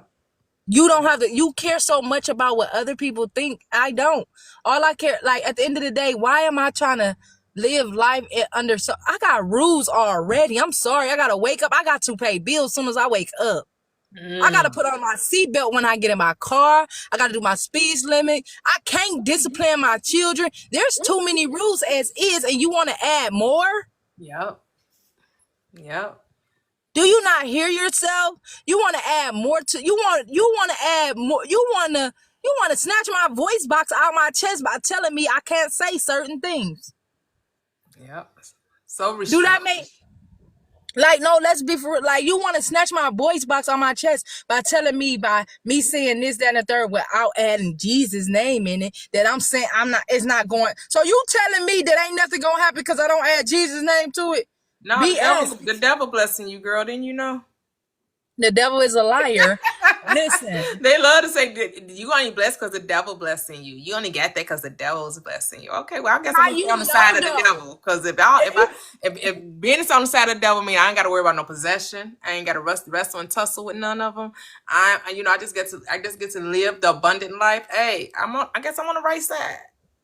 Listen, let me tell you, that's their way of trying to put it. I don't know if I told y'all the other day. That was probably a different panel. I told them about a dream that I had, right? It's crazy. Come on now. So I had this dream, right? And I dream a lot. I have a lot of dreams. And in this dream, I actually seen where, you know how like in the word it says that Jesus ascended from heaven and he was incarnated, right? Mm-hmm. And then it says about he cast the devil down from the sky and 2/3 of angels, right? Okay. So basically in this dream it was like there's a promised land promised to either one. There's not no specific land that's given to both, like there's no heaven or hell, right? Right. It's in this dream. This is a dream. So you guys is gonna try to, correct me. I'm letting y'all know this is only a dream because it's all over the place, right? So there's no heaven and hell in this dream, but there's a land promised to either or. Whoever get the most people to praise their name is promised the land. Woo, right? So listen to me, whoever get and this is how the dream went. Now, it doesn't matter how you're praising his name. It's not in the name of Jesus or in the name of the devil, this, that, and third. You bring the devil name up, you are praising him. You are worshiping him. So you Christians is be talking about this is a dream. This is what he showed me in the dream. The devil is a liar. That ain't nothing but the devil. The devil just, you bringing his name up is praising and worshiping him. Right? Just like you got to end your prayer with Jesus. Why do you keep saying the devil did? And the devil is, and what the devil was, and what the devil ain't. You get what I'm saying? Mm-hmm. So if you ending your prayer, because the word was God, right? If you ending your prayer with Jesus just to make sure it's stamped, signed, sealed, and delivered, why are you inviting the devil into your conversation all the time? You are lifting his name up, and that's why Jesus was like, I don't care. This is in the dream. In the dream, Jesus was like, I don't care. I gotta get them to lift my name up. So whatever they do, if they ask for forgiveness in my name, I'm gonna grant it because they're lifting my name up. So that's why Jesus was forgiving sins, because he's trying to get his name lifted so much that he will get the promised land. Because right now, when you as is, the dream was just basically stamping something as is. Like when we pass away right now, it's no heaven and hell.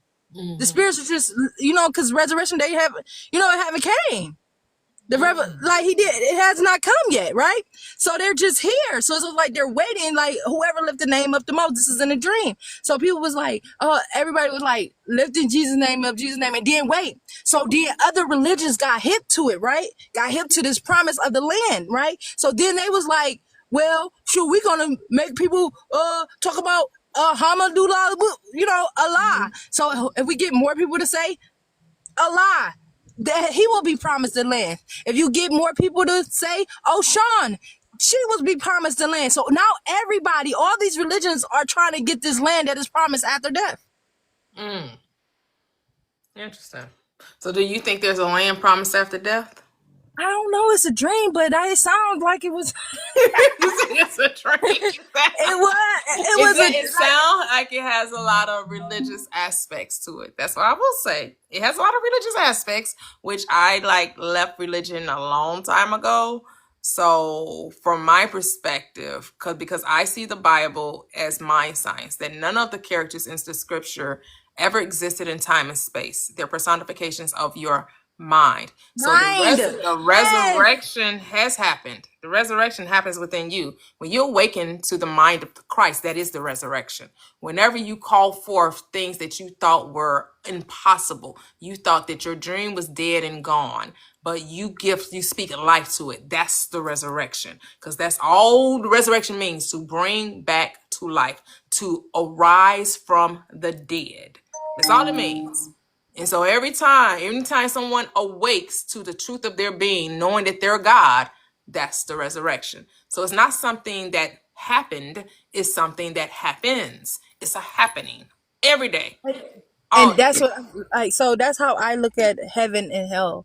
So how I look at heaven and hell is basically, ain't no book come to me, ain't no group come to me, I ain't sitting around amongst people to feel this way. Mm-hmm. I always felt this way since I was a young child, right? That I've always felt like I'm in heaven. You feel me? I'm in heaven whenever I'm happy. You know what I'm saying? Whenever I'm mad, I'm in hell. You feel what I'm saying? I always felt like that, and that's why if you operate with people that are having a hell vibration, meaning a low vibration, you are in hell with them, because they're not thinking in an elevated spirit. So that's it was always a mind thing and a body thing. You have the ability to think your way out of healing. If you get sick and you start thinking that you are better, you will begin feeling better. Yes. And, without taking medication or none of that, you will begin feeling better. But if you allow yourself to get down, that's why when you go visit family members and they're in the hospital, you start crying, they're going to think something wrong with them. Because why are you crying here? What did the doctors tell you? You feel Yeah. what I'm saying? Why are you walking into this room crying? But if you come in with your spirit lifted up and knowing, I'm going to believe I'll get better. I'm going to believe that you heard good news because you are so bright and full of joy. So that means like you probably got good news. So it's like you have the energy to control your environment, especially women. Let me tell you why. Because everybody in your household loves you.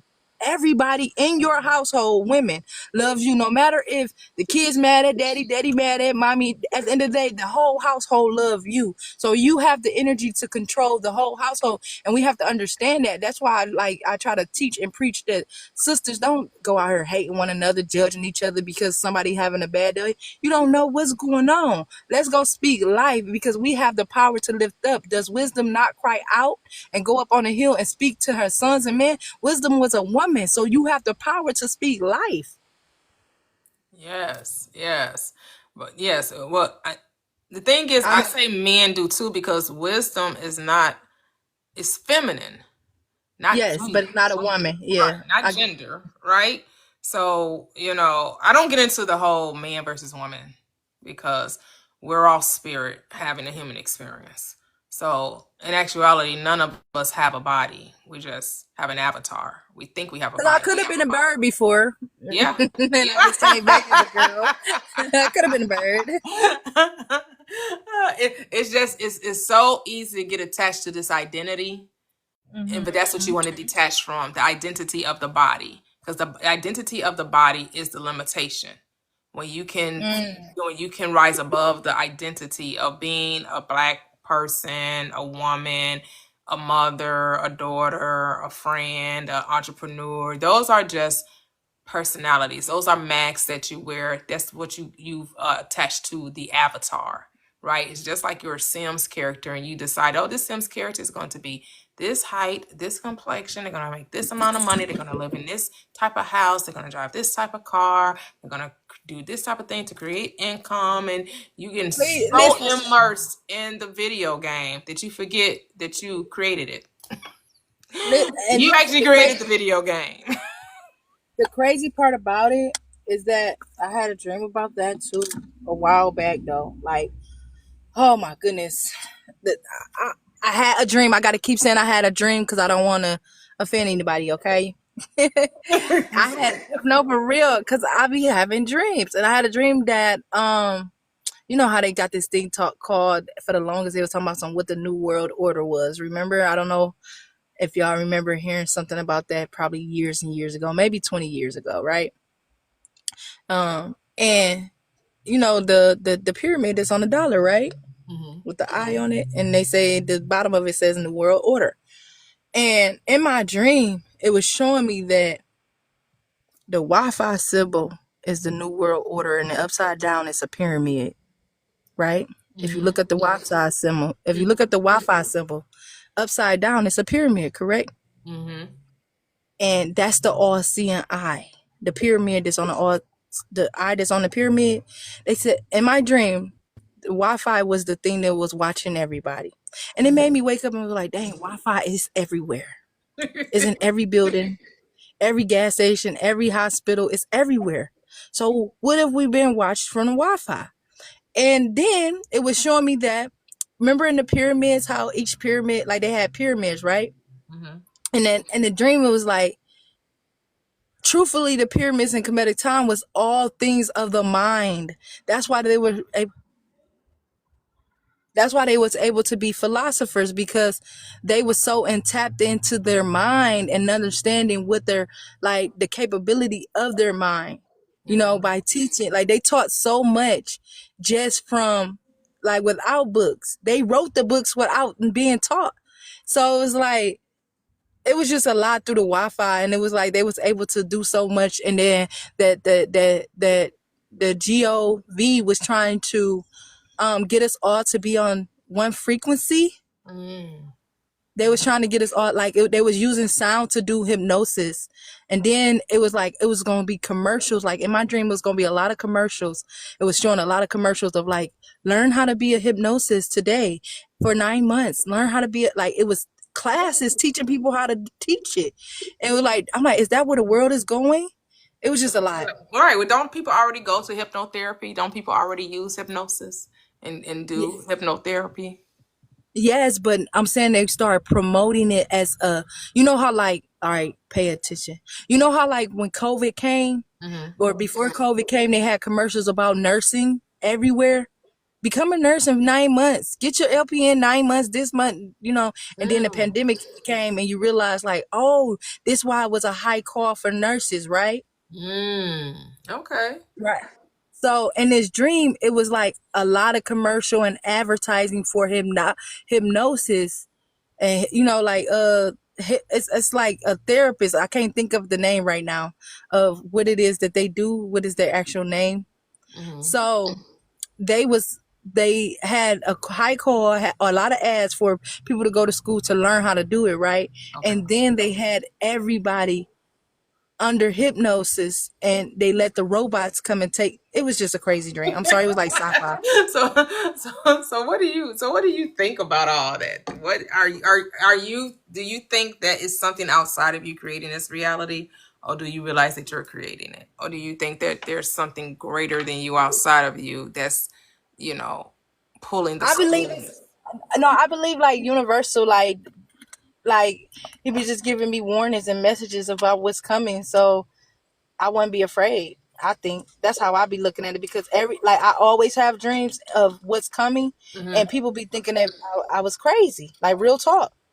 So, But and do when I you say think it, that your dreams are coming from a place of fear, though? Like, because the question is, do you think there's something that's out to get you or to control you? no, I don't. I just think like, so they try to make me feel like when I was growing up that I was autistic, right?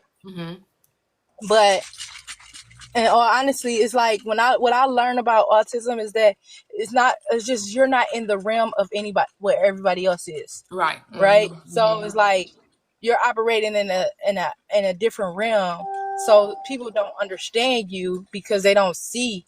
It's like borderline. It ain't even like strict or strongly autism. It's just like borderline autistic type stuff. So Well, I know and anytime someone is different than what we call the norm, it's always going to be given a label, right? People are always continuously trying to separate others from themselves, because if someone isn't thinking or acting or learning in the way they deem normal, they're going to always say that you're somehow abnormal. You don't think no, right. You don't think like the rest of us. You don't see like the rest of us. You don't behave like the rest of us. So let's put you in this smaller group and make and that's you how it was. different than everything. That's exactly how it was and what it was. So, cause like even during like school, even like during school, right? You know how like they try to put you in the classes with less people or more people or whatever, right? And um, and it was more so like, cause I would sit there and I'd be like, y'all just mad. Like I'm in 6th and 7th grade telling them like, y'all just mad cause I'm not following y'all program. I'm not getting under the spell of y'all program. I'm like, so I used to be like sitting in class saying that. And then they said they kicked me out cause they said I started a cult in school. Oh Right? wow. Yes. Because I had I had started like a group in school and it was called Illy Mains, ELYMAINS. But it really just meant I love you, mains, like my main people that I be with every day. I love you. So I like that. they were trying to say I was starting a cart, but it was like really like we were just sitting around with learning different things. Like they didn't. That's what let me know that at the time public schools did not want you learning anything outside of their curriculum. And if a teacher is teaching you anything outside of their curriculum, they can lose their teaching license. They didn't want. They have a curriculum that has not been changed since 1963, right? The educational curriculum. So it's like, why am I learning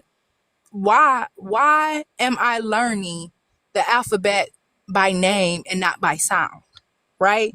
These are the things that I used to question in school. Like, why are you guys teaching this not by name and not by sound? Then we start like saying stuff like saying our alphabets like that. They said we was making up a language, all kind of stuff.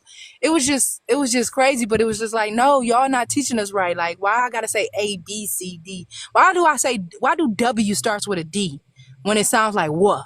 You feel me? You see the confusion that Yeah. caused a child. Yep. So like I'm like, so we start challenging their curriculum and they expelled us. Like I'm talking about, it was like 53 of us all got expelled. Oh, wow. And yes, Because you were challenging challenging their status quo. curriculum. Yep. And it's sad because like teachers, like you can go get a degree for anything and work at public schools. You can get a degree in culinary arts and they'll Yep. have you Yep. teaching a class just because you have a degree. Yep. Because they already got the curriculum like just printed out. Like every day the teacher just got to give you this. They don't have to show you. The book show them how to show you the answers and how to find the answer. They probably don't even know it themselves. They just going by the book. But with that being said, that just made me look at the Bible. Basic instructions before leaving earth, right? So it's basically like we have a hard time with following the instructions when you feel like the curriculum is questionable. Right. Like, you feel me? Yep. Like by nature, right? Because I'm a firm believer. No, I'm not poly, right? No, I'm not a poly person. But I'm a firm believer in that a man can build a nation in one day. Why would I limit him if I want to see my people, right? Why would I limit him to only be with one woman when she only can have one baby a year? But a man can build a one nation in one day if he got 20 women pregnant at the same time, 50 women pregnant at the same time. If he put it into a sperm bank and they, use his... They're already doing it anyway. Yep. You get what I'm saying? To boom, boom, boom, boom, boom, and do this. He could build a nation within right there. Yep. Like, why are you limited to, like, why are you limiting that? Because you don't want to see the community grow. You feel me? You put like anything that is, I'm sorry, y'all not gonna like when I say this, but anything is too accessible to the black culture is not good. It's a church on every corner. Anything that is too accessible to the black culture is not good. There's a McDonald's on every corner. Anything that is accessible to the black culture is not good. There's a nail shop almost on every corner. You get what I'm saying? Then you find out there's a hair shop on every corner. Then you find out this hair is causing this, and these nails this nail polish is causing this. Do you know what? Never mind. It was just a dream. I ain't gonna say it because I don't want to. No, I had It to was be all careful. a dream. I used to read Word Up magazine, Salt and Pepper and Heavy D up in the limousine. I'm sorry. No, like for real. Like, listen. Like if you really think about this, right? I want y'all to hold this. Hold the phone real quick. Hold the phone. This is a jail call. Look, anything that is accessible, like if you can touch it right now without no limitations as a black person, right? If you can touch it too many times, it's not good for you. It's not good for you. Why is there a church on every corner in urban neighborhoods if it's supposed to be good for us? Just think about it. Think about it. They ain't got STEMs and coding programs on every corner in the neighborhood. They ain't got financial literacy on the corners of every neighborhood. They ain't got credit building And they don't classes. got that in the rural neighborhoods either. That's cool. Those things aren't accessible because to me it's not about a they make it about race, but it's more about, it's a caste system. It's about those who have the ability to access that we think is only accessible through financial means. However, you don't need any of those things. All you need is your mind. You already have access to everything that you desire if you only go within. And then you can take the color of the skin out of the equation. Well, there's a bank on every corner in the neighborhood. So that's how there is. So, like money ain't for real. Like, yeah, why that am I part. broke? You're right there, because your mind is the money. That's why Your I say mind is money. everything that you could possibly want, you already have. Everything you could possibly need, you already have, is in you. It was never out there. It was always within. That's why I don't get into the whole, the race politics. I don't get into that because, everyone feels the effect from the whole, quote unquote, someone thinking they're superior to another. I'll never call it supreme because it's never supreme. It's superiority. Making someone else feel they're inferior to you because of where you come from or because how you were born. Because the true supremacy of mind understands there's a oneness, there's only consciousness, and that ain't none of this ish real. But if you keep playing the human game, then you're subject to the human laws. But when you arise to the God state, you're above all laws. But you gotta know that. You gotta know that the laws of man cannot touch you. Does that mean don't render unto Caesar, which that is Caesar's? Yeah, but you know that their rules are meant to be broken, that you're able to walk above their rules. Meaning, anything you desire on this plane, you can have without going along with their rules and regulations. So if you desire a home, you don't worry about a credit score and how much it costs. That never enters your mind. It doesn't matter. If you desire a certain career, you having a degree or not having a degree or having the skill set does not come into your equation.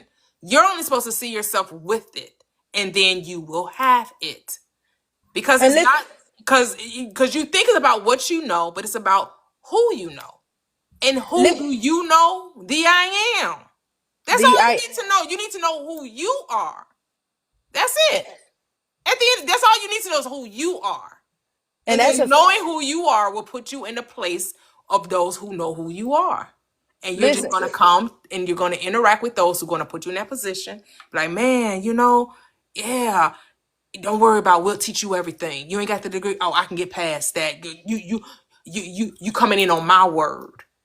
That's how people can get positions and have no idea what the hell they doing. Yeah. I'm trying to tell you, like, you're not making that up. You're absolutely right. I can speak about it now because the time has came and passed, right? So I was a nurse, RN, right? RN, never went to school for nursing. See? Never went to school for nursing. Listen, I had a theory during this time. It's so crazy. I had a theory that they was going to allow me to go to be a nurse because they needed me a nurse, right? And I'm like, I'm going to learn how to be a nurse, and I just studied. That's it. I didn't go to school for it. Now I studied the exam, not the classes, none of that. I just studied what was on the NCLEX exam, and I passed it the first time with an 87. Became an RN. Went to go work at the nursing home and stuff like that, right? My baby daddy a hater. He called and told on me. Daddy? Yes, he did. Oh, wow. Yes, he did. My baby daddy a hater. He called and told on me. Like, also weirdness. It was weird. But hey, at the end of the day, I did it. You feel what I'm saying? So everything that you put your mind to that you want to do in life, you can go and do it. And all you got to say is you want it. If you keep setting up if you wake up every day and say you want to do something, guess what? On the 20th day, you're going to figure out how to do it. Yep. And it's going to be done. Yep. Because all you got to do is follow your mind, not the rules and regulations of this land, of this third dimensional holographic world. Yes, and it was like, how can you say you keeping it real with everybody, but you're not keeping it real with yourself? Right. You feel what I'm saying? Yep. How are you loyal to everybody, but you're not loyal to yourself? And by that, I mean this. You said that you wanted to do something in life, but you did not stay loyal to what it is that you said that you want to do. Say that. So you want the microwave, outcome. They want the microwave outcome, right? If it don't happen in 3 days, there must be something wrong with me. If it didn't happen in 3 days, God didn't want me to have it. It didn't happen in 3 days. Oh my God, let me go find the nearest guru, the nearest master class. Let me go talk to the life coach. No, sit your ass down and be still. Just Yeah, be like still. Chill. I'm not gonna hold you. I'm not gonna hold you. I was one of them people that felt like if it didn't happen in 3 days, the time has passed. But that's just something I have set up with the I am myself. You feel like Yep. like if he if in my mind I only got 3 days to do something, or I gotta figure out something else to do if I don't do what I said I was gonna do within 3 days. Like if I say I'm gonna do something, right? And if 1 day passed, 2 day passed, 3 day passed, that time has passed. I gotta figure out something else. You feel what I'm saying? Like I didn't stay true to what it is that I said I wanted to do in that 72 hour, time frame. So it's like, Because what is 72 hours? What is that? huh? What is 72 hours? What is that? I don't know. I just said it ain't that. Nothing. Absolutely Right. nothing. It's a limitation. Yeah, I don't say you in telling you a way to limit yourself. That's all it is. Yeah, that too. But it's just like, because the world moving so fast. This is why I say that myself. Slow it down. Then slow it down. Then slow it the fuck down. Cause this your time world. moving. No. It is. No, slow it the fuck down. If the world is moving too fast, then you got to slow the fuck down. Because the world moves on your time. You're not on their time. Anytime you think you're on their time, that's why it's sped up. But there's no rush. That's what you got to remember. What are you getting in a rush to get to where? To get to nowhere? Mm-hmm. That's what I be saying when people race me to the red light. You silly. No, for real. Like, why are you speeding? We about to go to the red light. Right. He's speeding to get to the red light just to stop. Hey, Gigi. Right, there's it's always now. We just take time to be still. Hold up and wait. Nothing. But you're not really Nothing waiting is for happening. anything. You're just being. Understand that the life is about being. It's not about getting. It's not about going. It's about being. Because time gonna keep. If you think you getting out of time, you're gonna be out of it. Because time is not gonna stop for you. So thinking you out of time about something, like, that's an illusion of the mind. Because time waits on nobody. We wait on time. You gotta wait to wake up. Like, real talk. You literally gotta wait to wake up. I gotta be somewhere at 4:00. I gotta wake up at 2. You gotta wait till 2 a.m. to wake up. Oh wow. No. So like, time is gonna keep going. Yeah. Regardless. If you don't wake up at 2 a.m., time ain't gonna stop. It's gonna keep going. So like, it's an illusion of the mind. You're correct. But I'm just saying, like, it was something I told myself to make me do things, to make like so I won't procrastinate, basically. Like, and keep saying I'm gonna do something, then never do it, That's what I'm saying. Like, why are we creating laws that we can't live by? You're creating a law that you can't live by. Why are you restricting yourself to a time sequence? Don't make the rule if you feel like you're going to break it, because rules are meant to be broken. Do things in the moment of the now because you feel like doing it and for no other reason. I do that. And listen, I'm not going to hold you, T. I love talking to you, and I'm glad I met you. You feel me? Yes, I do. Yes. I enjoy talking to you too. I'm glad I met you, because we're loving you too. They loving your energy in the lab. They loving you. They eating you up. Thank you guys. But I used to do stuff like, I have an idea and I do it and it'll go, right? I swear it would go. It would go. I'm talking about, I done been on World Star for 36 times, because I would have an idea and I do it and it just go viral, right? Wow, yeah. And people get mad, like my sisters and all them. They all get mad, like, why are you doing that? Why are you doing this? Shut the fuck up. Do what you want to do. Leave me alone. I'm sorry to say it like that. Right. What I'm doing ain't got nothing to do with you. Stop attaching yourself to me. I'm not online saying you my sister. Right. I'm not saying your name. Like, I'm not. Like, you mad because people able to show you, like, ain't this your sister, and you're mad. You feel me? Or my brothers or whatever. I don't care. At the end of the day, like, y'all been y'all told me I was adopted. Keep that same energy. Right. Like, why don't you just tell people what you told me when I was little? Right. Like, why Funny. don't you just tell people what you told me when I was a kid? That she adopted. Like, go tell people that. Like, no, like now you want to claim me because you see me with the greats. Like, I'm talking about they favorite celebrities know me. You feel what I'm saying? So they be like upset and stuff like that when it's like I was only being me. I promise you, T, I was only being me, and it got me in so And that's many what people are doors. so scared. You are living out their worst fears. People don't want to just be seen for being them because they gonna be told that they're weird or strange. Or who you think you are. You think you better than you think. The people are so worried about what other people think about them, they hold themselves back. And because And I know. you're fearless, you're courageous, and you don't give a fuck what nobody's saying, people don't, so that's why other people don't matter. That's why I get other people out of my head. Because people are living rent free up in people's mind, thinking about other people, thinking about what they thinking about when people ain't even thinking about you. Stop thinking that people thinking about you, because you're creating a reality that they're thinking about you. But if you just They act like don't. nobody give a fuck what you doing, then won't nobody give a fuck what you doing. Period.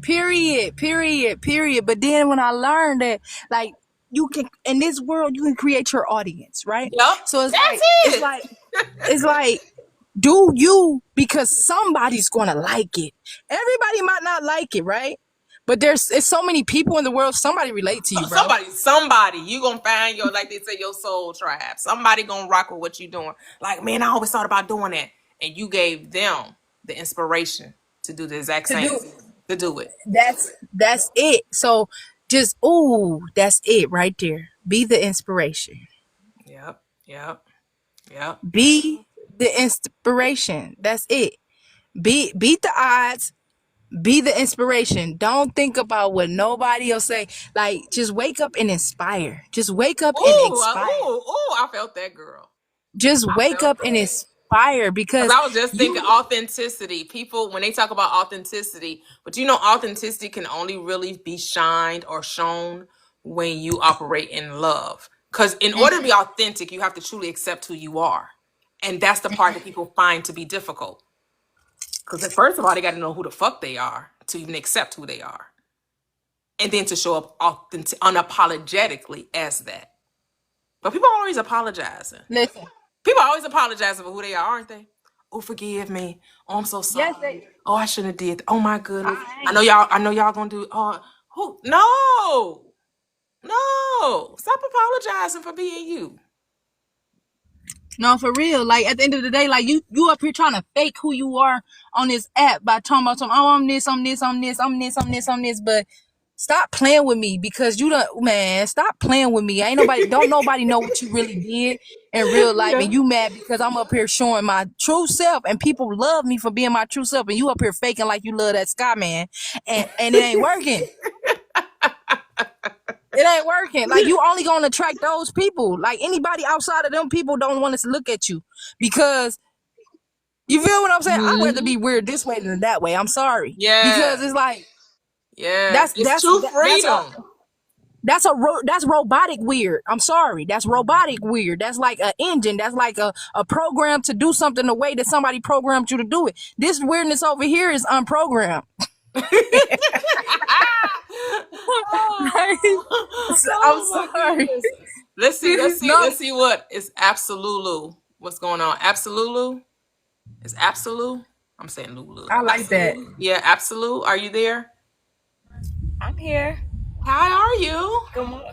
How y'all doing? Doing Listen, great. I completely, absolutely made a mistake and requested, but I'm glad I'm here because I've been listening for a while. So I really didn't have anything to say. I just don't know how to get off. But y'all spitting though. Okay, no problem. I appreciate you. I'll let you down. Thank you. Okay. I know some people, they be accidentally tapping that request button. They be tapping and be like, "Oh, I actually hit the invite button." Oh, I'm loving you, Halo. I'm loving your No, energy. no, seriously, because, like, right, all right, it worked for me. Like, this is what made me feel like, this what made me realize that nothing is happening to you. Anybody under the sound of my voice, nothing happens to you. It all happened for you. It all happened for you. It all happened for you. whatever human experience you had in life, it happened for you because there's somebody that you're going to encounter with that your story is going to be a help to relieve them from what it is that they are going through and don't know how to get through it. You hear me? So it's like you going through something like, say for instance, I like as a youngin, I went through I can't say the word molestation, right? And it made me feel a certain type of way when I became a woman, right? It made me feel some type of way like I couldn't have like expression. Like I didn't know how to express myself in a sexual way. I didn't know how to express myself. I didn't know how to stand in my divine feminine. I didn't know how to like be a girl because I felt like that was taken away from me. That's how I felt. That was a feeling, right? But then when I turned and said, you know what? I'm not giving that no power over me. I snatched it back and I just started expressing. Like I started expressing like sexual encounters and the funniness of it. I made it comedy, right? When I made it comedy, right? That's when I began thriving. I didn't let that hold me down. I made comedy out of a situation that hurted me. And people who went through it, they found it helped them heal because they found laughter in it. You feel what I'm saying? And that's when they started telling found laughter in the experience that I said, like the things that I was saying, and I was like, you know, I like the way they do YouTube now, where they got the little kids acting like little kids and saying stuff to kids, like to the adults, and it's one person. Like I did what they call that is hypocrisy, right? So I did that type of thing with myself, and I was explaining to the little kid of, you know, like this is how I did it. Like, you know, like when black women no, I'm sorry to say black women because it's not like women do this, period. Like they'll use their daughter to talk to the landlord so they could pay rent late. Like shit. So I started doing stuff like that in a comedic way. Yeah. And it went because it made people look like, no, our mamas do be doing that. They do be using their daughters in that way and stuff like that. And I just made comedy out of situations that was real life scenarios, and it made people relate to it. Like, that's crazy, this, that, and the third. What I was just letting them know, like, this was my way of getting through it. This was my therapy. This was my not going to talk to nobody, pay nobody for my problems. This was my way of figuring it out myself, doing some EDMR stuff on my own, you know? But that's what it was. Yes. That's amazing. That's what most comedians do, right? That's how you know that is their therapy. And so that's comedic genius right there, Halo. That's comedic genius. That's amazing. That's beautiful. But that's why I was able to understand Tiffany Haddish when she did it, but she didn't do it right. And that's why she's like, people say she's blackballed or whatever, but that's the reason, because she was trying to express that. But the way it happened is the little boy grew up to be uncomfortable watching it. You feel me? Like the actor that she used when he was a kid, he grew up and you know, he didn't feel comfortable. Yeah, first of all, you shouldn't have been using a child in that situation. Get someone to play a child. And that's why I use myself to act like a little kid. Right. You know what I'm saying? Right. Because it was like I could see it in the kids, you know, from a kid's perspective. Because like you don't know that somebody say, "Hey, little girl, you want some candy?" You feel me? You trying to teach your kids with other kids, but no, let me teach you with me as a kid, but I'm an adult. And it was just like it went. And do you be on YouTube? Yeah, but I'm usually on YouTube to watch like my football type stuff, and I use it to watch like spiritual type videos. So that's about all I use YouTube for. I love football, and then I listen to Reverend Knight, Joseph Murphy, that type of thing. Do I'm you really on shorts? I've only been on shorts maybe a handful of times. do you download your lives? Yes, they do get uploaded to YouTube. That's what I was about to ask. That's what I was just Oh yeah. The link is in my bio. Yep. I do. Yep. I have like almost 1,500 videos because since I started going live and on TikTok last August, I've uploaded almost every live I've ever done on TikTok up to YouTube. Because I love your page. I love your insight. I love your mind. I love the way you think and you facilitate things. And you know what I mean? Like, it can come off as offensive if you don't understand a person's passion, you know? Like, Or someone is passionate about it, like somebody will get offended. Why you gotta say it like that? But it's not. It's Right. just But like girl, I don't care. That's a you problem, not a me problem. You get over it. It just ain't for you. That's how I look at it. Because if you try to censor who you are to make someone else feel comfortable, you'll never be your authentic self. they said, if heaven and hell is really a state of consciousness, then what happened when you believe after death? Nothing. Exactly. Nothing. Absolutely nothing. Not a doggone thing. Don't you worry about a thing. Like, Don't you worry about a thing. are you serious? Like, man, what? I'm about to live my life. I'm about to live my life in a bubble, right? Mm-hmm.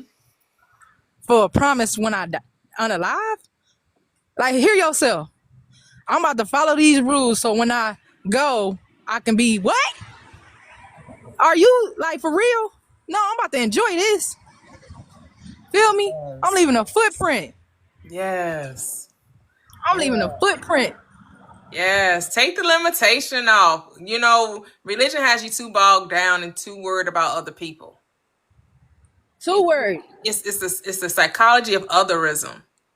Ain't nobody else in this world but you. Live as though no one else is watching. Because guess what? Ain't nobody watching you. Except, like you said, the audience you created. And if you know that, if you know that you are, if you know that, I love the way you said that. If you the know only that, people watching you is the audience you created. You created. It's you created that so when people be saying stuff in the comments, I be like, let me tell you something. Because back in the day, we used to say something like, didn't nobody ask for your 2 cents, right? Mm-hmm. Remember we used to say that? But guess what? Now, when you comment and you give your opinion, it's 2 cents into my algorithm thing. Yes, it is. I get a TikTok wallet, and you just gave me 2 cents from commenting. Thank you. Yes. Thank you. Thank you for your 2 cents. Add it up. For real. So why not make them? Why not make them give me 2 cents? Duh, because you gotta pay attention. Because you gotta pay attention. For real, you gotta pay attention. You can't get ain't no refund on that. Ain't no refund on that. Oh, ain't no take back.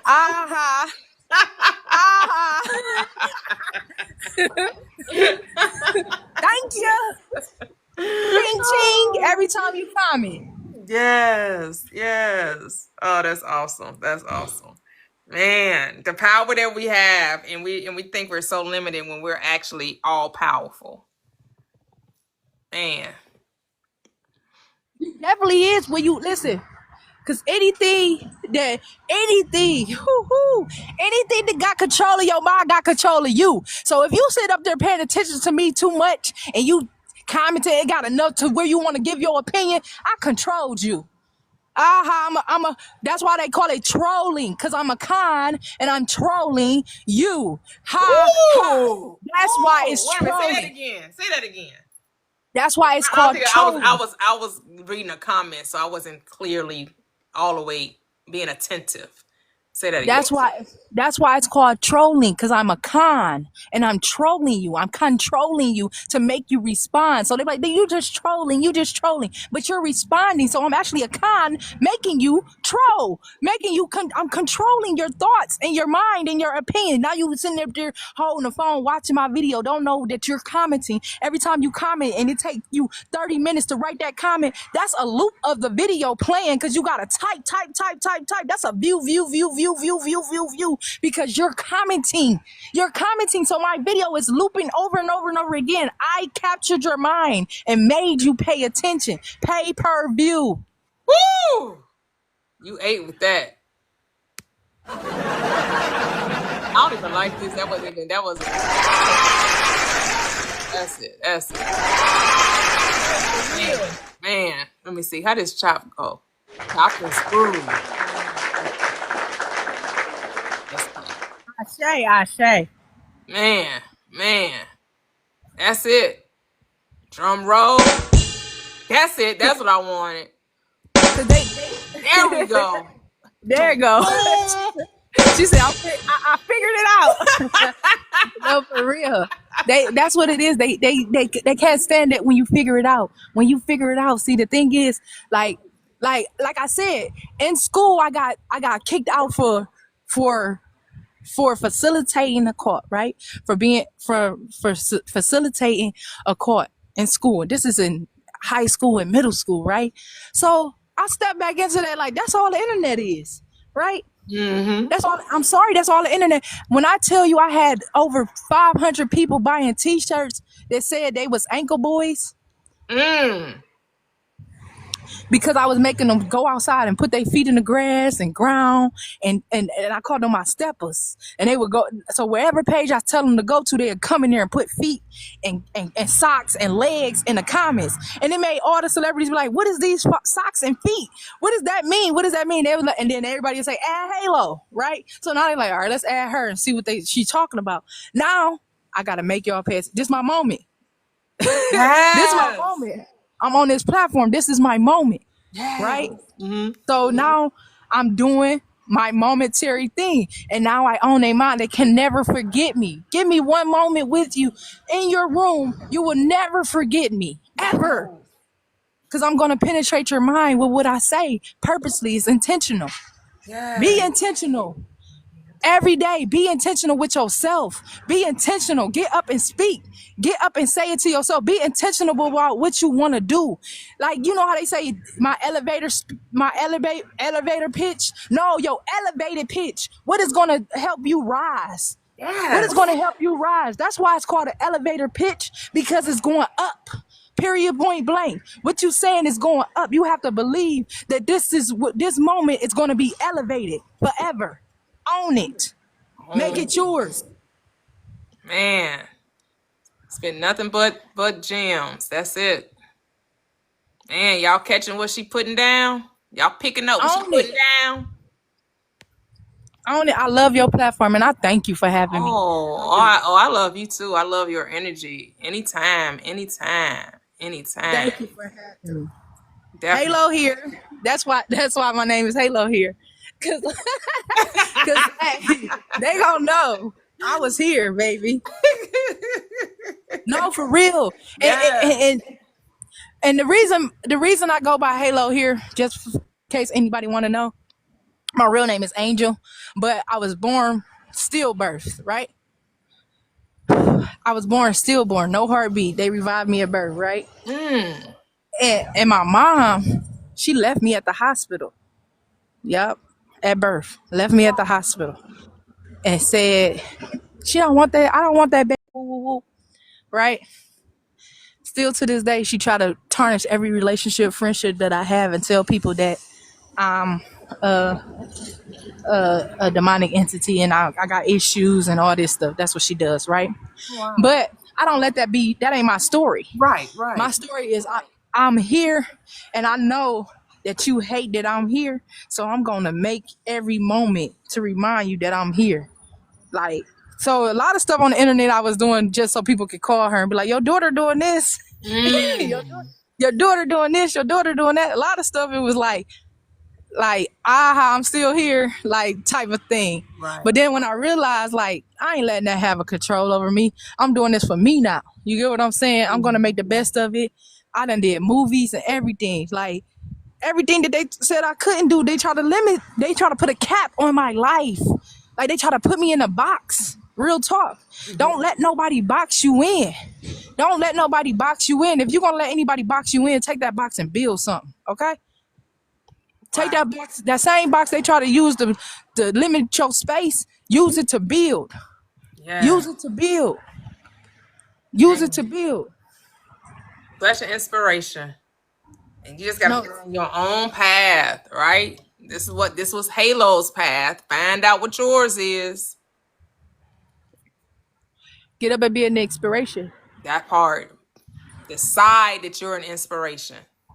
Decide, like, you can inspire anybody, and don't ever feel like because somebody has is a superior, what they try to say, has more. If you count it through material things and tangible items, that they have more than you. But no, you can always give them something, because you don't know where nobody is going to be when they leave you. You don't know where they're headed, right? So make sure you give them something that they can take with them for the rest of their life. Like, dang, she said this, and I'll never forget that.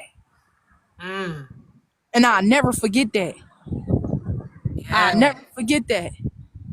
Because once I put it outside my mind, because it really just a thought. And when you realize really the only sense we have is thought. Like that's everything got to touch your brain. The only sense we have touch. Sorry, I said to thought. The thought got to touch your mind, and then you bring it outside your body to make it touch everything else. It got to touch.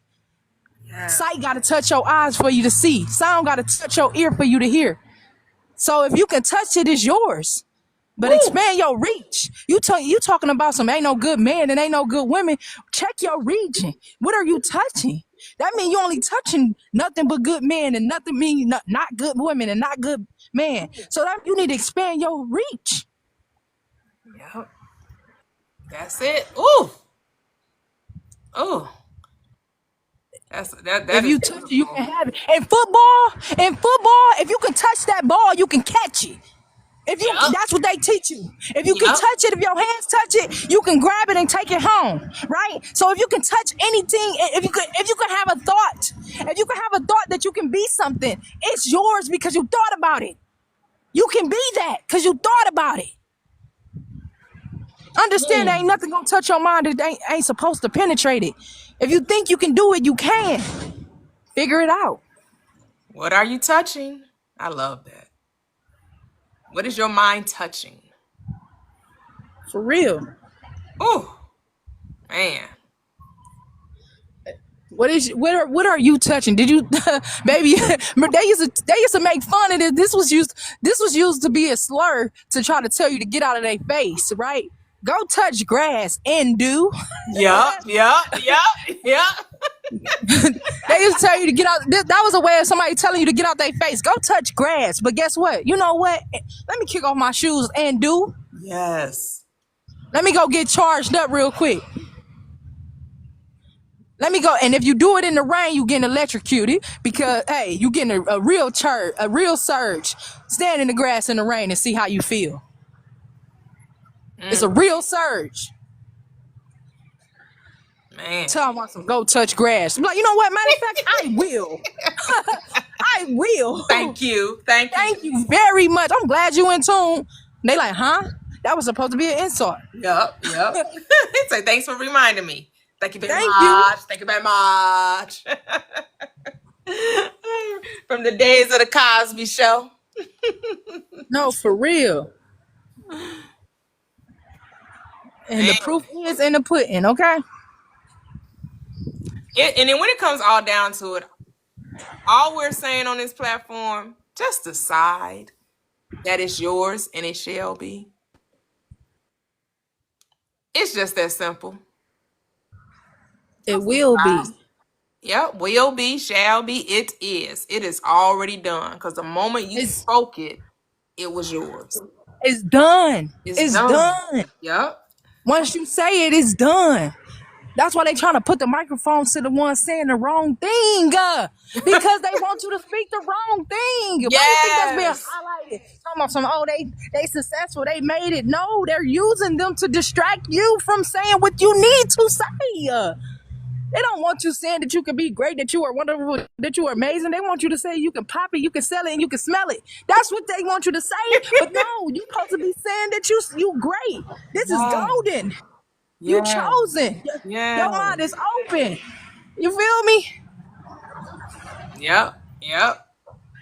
They don't want you to put bifocals on your third eye because then you're going to see more. Stop. All eyes on me. Man, hello?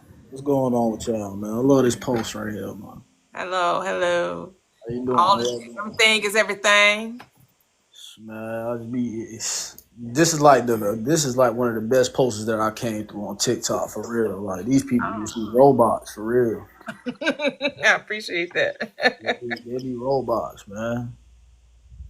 What's going on with y'all, though? I'm a chosen by the Most High. What's going on, man? I'm here. Oh, I done told everybody the truth, man. What's going on this universe, man? oh, okay, okay. And what's your truth? What's that truth? The light. It's about the light. The light. It's about the light. It's about you being the God. You're the God and you're the goddess. You know what I'm saying? Like Yes. it's within you. It's within you. You feel me? Yes. Like I tell people, like they don't believe that Jesus is real. Like I let them know at the end of the day. I come in to people chats to tell them what's really going on. You know, I am the real Messiah. You know what I'm saying? I'm the one who got holy in their veins. I got chosen by the Most High, and I woke the 144,000 frequency up. You know what I'm saying? For they can know what's really going on and know that the chosens are. You know what I'm saying? We had it the rough. We had it the rough way, and we really been getting sacrificed our whole life, and a lot of us been blinded to know that the family that we came from, a lot of them was like sacrificial. They was cults, you know what I'm saying? And we wasn't really supposed to wake up, but you know, when I woke up, I woke my chosens up to let them know that they are the gods and they are the goddess. You know what I'm saying? Because a lot of people, like I say, Jesus comes from a Christianity religion. That's where I come from. But they didn't know that from day one that I was built with godly discernment and come from the Most High. You know what I'm saying? Okay. So they didn't know that I could read their souls the whole time. And I seen that they were sacrificing everybody in my family.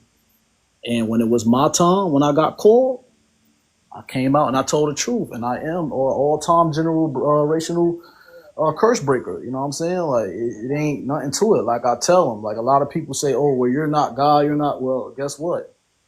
You're not going to make it to the new earth. You're not going to make it to heaven on earth. You don't even know what that is for real because you are spiritually blinded. That's why I tell them it's not about the religion, y'all. It's about the spiritual. The chosen are the real spiritual people on this universe. You know what I'm saying? And people don't understand that. Like I tell them, if I could see through masses, I tell them I was God from day one. From day one, I seen it all. And guess what? I just don't say I'm God. I show that I'm God. You know what I'm saying? Like I don't go out here trying to hurt people. I show them I'm a different chosen. That's why I was chosen by the Most High, by everybody on the universe. I was chosen, you know what I'm saying? And that's why I tell them Jesus made it back to the kingdom, and now I'm rich. I'm the richest man on this universe, and I'm the smartest man in this universe to tell everybody what's going on. To know that it's within you. The Father is within you. You feel me? You are the God. You are the goddess. And I let them know the truth, you know. But you can't jump on everybody TikTok because everybody frequency is not up there. That's why when I read this post right here, I said, "Oh, this is perfect right here. This is perfect to come to." Okay. Okay. Okay. Okay. So you don't see that everyone is chosen? That everyone is God, God asleep, God Okay, awake? okay. So when I come to that, y'all gotta understand. Everyone is chosen, but you gotta choose what kingdom you want to go to. You know what I'm saying? So what I mean by that, I'm not the chosen that. Yeah, I have did these things. I done sold drugs and all that, but you know, I have came in with, and me and God have a very personal relationship. You know what I'm saying? Like I have a very personal relationship with the Most High. Like I said, that's where I came from. I am of the source. I am the Son. You know, people gotta understand what I'm saying. So at the end of the day, yes, we are all chosen, but a lot of us chosens are blind and they don't understand that they're chosen. They say, oh, okay, well, I'm going to go out here and sell drugs. I'm going to go out here and shoot a nigga. You know what I'm saying? That's not chosen. That's not chosen. No, what I showed them, what I do right now, like I tell them, Jesus made it back at 33. And what I do, I sit my ass down. I go to work a little bit. You know what I'm saying? But what I did was while I was on my journey, I even had to sacrifice not working. You know what I'm saying? Because I've been on this journey for like probably I'll say about 5 to 6 months for the music industry. Because a lot of people don't understand that a lot of people who made it to the music industry, a lot of people who made it to that side, like I tell them, everybody's chosen. But you could choose which side. And you might make it in. But some people don't make it in, you know what I'm saying? But the music industry is really the truth of the universe. Because those are spiritual people. Those are people that came off of hell and made it to heaven. Okay, but for TikTok, you got to use words like rugs and unalive. And when you saying SHOOT, say pew pew. Oh, okay. Oh, okay. Okay. Yeah, so when it comes to everybody's chosen, yes, everybody's chosen, but do people understand? Can they tell how they are chosen? Like, can they, like, what I mean by that? Can people tell that they are marked, that they chosen, or they just But out what does there? that even mean to be chosen? Okay. So if you chosen, you got M's on your hands. You know what I'm saying? You got M's on your left hand, you got M's on your right hand. You know what I'm saying? Those are your assignments that you have to do in life. You know what I'm saying? That means you are marked from the Most High. That's how you know that you are a God. And you know that you are a God. It's because you are marked. Are But you talking about the M's from the way you held your hand inside the womb? Like your hand being bent in? no, if you just That open up your hand, you got M's on your hands. Like if you open up your hands and look at the palm of your hands, everybody who's in this chat right now, if you open up your hands and you look in your hands and you see M's on your hands, that means you come from the Most High. We are Egyptian supernatural gods of this universe. oh, That's I what thought we are. I thought there was W's. Like I'm a winner, not a sinner. No. Well, you can put it like that, you know what I'm saying? I mean, that's a good mindset to have, you know what I'm saying? You're always a winner, you know what I'm saying? But at the end of the day, no, those are M's. That means you come from the Most Are High. you an Israelite? So I gotta tell people I am not in no religion. You know what I'm Well, saying? your thing say Holy One of Israel, right? Yeah. Cause you know Israel is our lands. You know what I'm saying? This is what I'm trying. That's what I tell people. Like, you know what I'm saying? We Egyptian gods. You know what I'm saying? And the government try to keep us blinded. And why they try to keep us blinded? Because they try to throw Jesus Christ on the cross, and they had people like, you know what I'm saying? And that's when people became masses. People But became masses. So that's what I'm trying to tell y'all. For me to come on this universe, you got to understand how long that this been going on. This been going on for decades and decades and decades. You know what I'm saying? so you don't believe Jesus was ever on the cross? Is what you're saying? No, I already told niggas I blame him to that nigga with the cross. I blame Okay, niggas to that nigga with the cross. No, Jesus was never on the cross. No, Jesus is me. I have holy in my veins. okay. Jesus is me. I got another question, right? Yeah. What if what if what if you just read the Bible and realize that you're supposed to look at it as like it's a dictionary, right? And go in there and find your ways of meditating and understanding that, like, you know how like people believe in zodiacs, right? Yeah. Like, okay, so what if you just looked at every person in the Bible instead of like a person as if they was a zodiac, right? Oh, this how you operate in this realm of being a Judah or Job or Mark or Matthew. Like what of your characteristics would you say Well, the reason, well, the thing relate to is, anybody in the word, right? yeah. So when it when it So when it's it like, when it comes to my life, like I had a life of like the book of Job, you know what I'm saying? When it comes to my life, you know what I'm saying? That's why I tell y'all, like, it's not really about the Bible, because what I've been through more stuff that's not even in the Bible. You know what I'm saying? My family they put voodoo on me, they put black magic on me, they snapped my leg, you know what I'm saying? They sent hellhounds at me, you know what I'm so you saying? don't read the part of the Bible when Samson got his hair cut to be defeated, right? You didn't read that part? I don't really read the Bible. I'm a true chosen. Okay. True chosen don't even So how do we don't even so how do recognize you because how do because you we know come the from things that. that you went through Cause is we come not in from the that. Bible if you haven't read it? Cause no, I have read the Bible, but I do Which one not is it? read You them. read it or you didn't read it? I don't look. I haven't. This is what I'm trying to tell you. I don't really have to explain myself because I am the truth. You know what I'm saying? When it comes to real chosens, we don't get into the Bible. We go through enough in life where we know the truth, and we know that the light is the truth. We need to make it on the other side of the world, because that's the truth, the light. You know what I'm saying? Those are people that's just like us. Those are our soul tribes. How do you get to the other side of the world? You gotta manifest. You gotta manifest. Create a better life for yourself. You know what I'm saying? Of what you know that you wanna go to. Like me, how I manifested, because I know the truth is the music. So yeah, I'm going to heaven on earth. Cause I know that, like I said, At the end of the day, So it's the wait, music. so I got a question, another question. I got another question. Slow down real quick because you talking a lot of fast, right? Okay, So it's okay. basically, listen, if music is the true, if the music is the real way, right? People had to speak, right, to Yeah. make a song, to make it music, right? So really, the truth is your word. Yeah, but that's what I'm telling you. Everybody who have made it, like Michael Jackson, all of them who has made it, they have told us the truth. It was a lot of people that was just blinded to see what was going on. Let me tell you why. Because it was a mixed message. Heaven was hell, and hell was heaven. You know what I'm saying? But the thing is, for me to be God, and I was able to see through the masses and read through everybody's souls. That's why I don't need no Bible, because I got things that was in the Bible. Like I'm trying to tell y'all, I pretty much went through everything to know what the truth is. You know what I'm saying? My family, they try to sacrifice me for who I am. Because who I am, the real Messiah.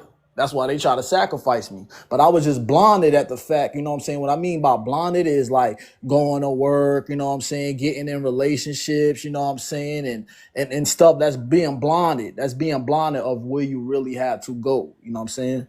Of what's your assignment on this earth. That's why my assignment on this earth, Jesus has came back. Yahshua has came back. Big Allah, big Yahweh has came back to put heaven back on earth. You know what I'm saying? Like if you say that you're raising your frequency, then you are making heaven for yourself on But earth. you feel like you're Jesus of today? Oh, I am. I'm definitely am. Yes, I am. Definitely am. Y'all can all go to my TikTok and look. I ain't got nothing to lie about. I'm just happy to be him. You feel me? I'm happy to be who I say I am and who I'm not. I can never be. So you know what I'm saying? It don't really matter who will tell me who I'm not. Like I tell them, I could show you better than I could tell you. I could show you God. Now we are paying our 2 cents, guys. Yeah. but we good, holy of Israel, because we're all God. No one, Yes, that's what I'm telling no one. y'all. So look, if we Right. So all what do you God, mean you keep so we saying all that? God, and that makes us one, and then that's what I call y'all reflection. You hear me? Okay. Yeah, that's exactly And what I'm now telling you you. get into it. Now you talking my talk. At first you was Yeah. all around the mulberry bush. I need you to No, no, like I'm here to tell situation. people. No, listen, what I'm You here know, to because here's say. the thing: when you get to talking about what somebody done did to you, I leave the chat. Because what? Because if you know that you're God, you know you created all circumstances. Because you're the creator, Yeah, but correct? I didn't know Hold my. on, hold on. No, ain't no but. You're the creator, right? Yeah, but I So that didn't know means the you did it to family. you, and they were just the conduit in which it happened. But no one did anything to you. You created it, right? Because you being Jesus, no man comes to you unless the I Father don't. within you draws him. So Okay, okay, nobody's you in could your say experience yes, by accident. They're yes, there because you drew them in to play a yeah. part. Yeah, you could say that. Yeah, you could say that. And the reason why I say that I created a problem, and the reason why I created to the problem, because like I said, I come from a Christianity religion. So everything that happened in that religion is why, because I wasn't tapping in to within that I was the God. You feel Right. me? So yeah, I did create it. Yeah, I did. And now that I repented and came to the light, it's beautiful. Right. It's Right. beautiful. That's Yeah. what So I just want to hear the beautiful. You wasn't yeah. talking beautiful though. You was talking about Oh, what had happened was, and I don't want to hear. I don't want to hear about what had oh, happened was. but nah, but this is what I'm trying to Let's tell speak you. But from the this is now. why. But Let's look, speak from now, but this is and why now I'm it's a beautiful. So chosen. let's talk about the beautiful.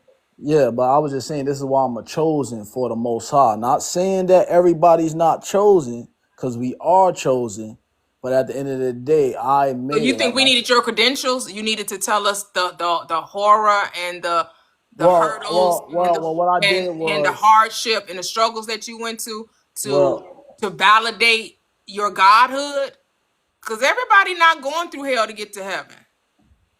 and that's true, and that's true, and that's true. That's why I tell y'all it's about us chosen ones, because the chosen ones is really the ones that's going through hell. I'm right here, like so, Okay, I disagree with that. like where I I mean, come from. everybody goes through some form Like I've been in the of mud. Like their I've been in the own. mud. I've been in the mud since day one. You know what I'm saying? And like I said, it was me. I was creating those problems, not tapping in. You know what I'm saying? Not tapping in.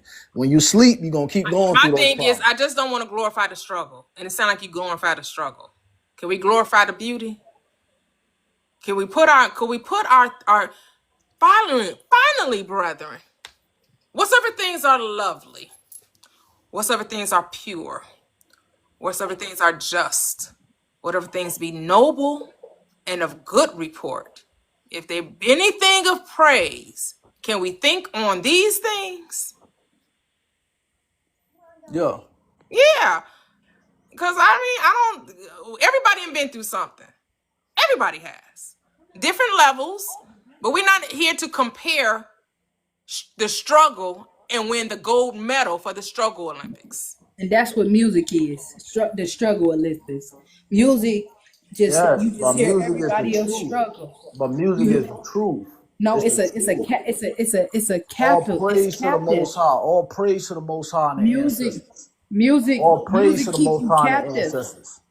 Anytime you're talking about what happened in the past, you are stuck. You're stuck because you're going No, backwards. it probably looked like that.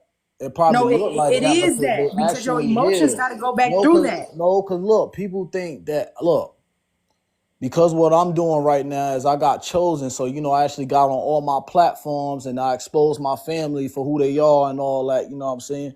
They think I'm going through something crazy, but you better know a nigga healed. I'm healed. There ain't nothing wrong with me.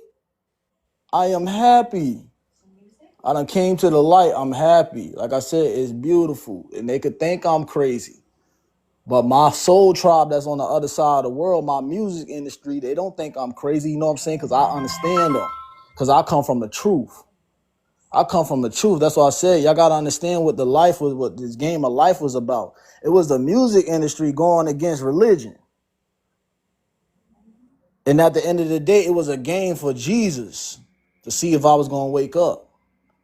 But I did wake up. And when I woke up, I told the truth. And that's why I say all praise to the Most High and the ancestors. Trust me, things are beautiful with me. Like at the end of the day, yeah, I talk about these things, but at the end of the day, it's no weapon formed against me shall prosper. Touch not my anointed, do my prophets no harm. You already know how I do it, baby. Like, for real. Okay. Okay. I here argue with you. Everybody has their own script, and so you live by your script. And that's why I tell everybody, you know what I'm saying, when it come to the Most High, it ain't nothing that nobody gonna give you that the Most High won't give you, though. You feel me? And that's the truth. That's the truth. Y'all about to hear my story, man. I ain't even gotta y'all just heard a little part about it. But wait till it hit the world, you hear me? Wait till this hit the world for y'all could see who was on this phone right now. Y'all see exactly what I was talking about. I don't need to see nobody but me. That's all I need to see. I just need to I, know who I am. I don't need to know who you are. I just need to know who I am. I'm gonna let you know who you are, but I don't need to know who you are. I just need to know who I am. As long as I know who yeah. I am, all is right in my world. Well, So, I understand. Well, I understand that. You feel me? I understand mhm. that. Yeah. Yeah. So, but I'm gonna move to the next guest. All right. All right. Y'all have a good one then. Okay, you too. You too. Hello, Lala. Oh, Hey, yeah. girl. So, I just first, I wanted to say before I started listening to you, maybe like a month ago, I've been listening to you since then. Before that, I used to be a very religious Christian. Like you couldn't tell me anything, but for some reason, your spirit, I just decided to listen. And I just wanted to let you know how you changed my perspective, how you changed my life, how you changed my relationship with God overall. It's actually been like a blessing. It's been a sense of freedom from religion. And it scares a lot of Christians to have this type of conversation. It's only so many people I could talk to about this that will understand. But basically, to put it into perspective of how you helped set me free, you were a vessel to help set me free. And it's just simply from religion. I'm not deconstructing to the point where I deny Jesus Christ. And I just feel like through my life experiences, his name has set me free in miracles, and it's been a beautiful experience. But to be set free from the fear that that the Bible produces. It produces a lot of fear. It produces a lot of guilt, a lot of shame, even though we want to try to twist it and say, well, that's not how you shouldn't be feel, but you will feel that way, period. Especially if you love Jesus, you will have shame for the rest of your life, and you will always question if you're good enough. But I wanted to say, when I listen to you, my mindset is like this. Religion is like, it puts us in this box. The Bible, it puts us in a box. And what you preach challenges your faith. It challenges you to say, if I step out of this box, would Jesus still be Lord? Will Jesus still protect me like he says? Will Jesus still cover me like he says? If the Bible is true, he will for surely do so. So it challenges your faith to step out of this box, aka religion. So I started stepping outside the box. Like when it comes to religion, it will tell you, oh, witches and warlocks are evil, or zodiac signs are evil, or there's a Jezebel spirit, and over here you need to be weary and run from over here. And I started to experience things not out of the lens of fear, right? Like if the Bible is true and it says don't step over here, and I do anyways, I still should be covered. You know what I'm saying? I still should be protected. You could preach to me anything and I'll still know who my Lord is regardless. But I have been set free from religion. So now I'm not unaliving to myself to live for him. I'm living for him. I'm alive in him. You know what I'm saying? Like, I'm not unalive. Like, I'm not going to like feel bad for the light he's given me. I'm not going to unalive to my desires and my dreams. I'm going to live and prosper because of him. Yes. And so you've changed my perspective. I want to just say, girl, I'm thankful and I'm set free. I'm happy and I'm not afraid to step out on these quote, quote, boundaries that the Bible try to protect us from. Oh, that's beautiful. And I would say that the Bible teaches freedom, religion doesn't. Because the Bible tells you, because who the Son has set free is free indeed. But it's the truth that makes you free. However, religion doesn't speak truth. The religion does speak fear. Because Romans 8:1 says that, oh, there is therefore now no condemnation to them that are in Christ Jesus. No more guilt, because condemnation is just the guilt, the shame, the remorse, and the regret. You're free in that when you know that you operate from the I am. Now who I may say Jesus is and who you may say Jesus is neither here nor there. It's about you recognize that the power. Yes. That's all that matters. That you know that you were not given the spirit of fear, but of power, love, and a sound mind. Yes. And that this power, now unto him that is able to keep you from falling and present you faultless before the presence of his glory with exceeding joy. So the only wise God our Father, both dominion and power, both now and forever. Amen. That's what it's about. Knowing that you are able to be kept. That this power does make the crooked road straight. Yes. That the way of the transgressor is hard. Well, who's the transgressor? The unbeliever, the faithless generation. But you say, no, I believe. So why should I fear? Why should I fear? What can man do to me? Because even though 10,000 fall at thy side and 1,000 fall at thy side, 10,000 at thy right hand, it should not come nigh me. Are we gonna operate in that truth though? Religion doesn't. They say it, but then it's a double-mindedness. Yes, exactly. I mean, because you do hear these scripts in the church. I'm not saying they don't say them. I'm just saying they don't believe them. Girl, I hear they you. say them. I just don't say they don't really apply it. I understand. It sounds good for I a understand Sunday everything morning you're sermon, saying. right? It sounds good for a Sunday morning sermon. But they always gonna sprinkle that little doubt in there. But don't forget about that devil. Don't forget that flesh is weak.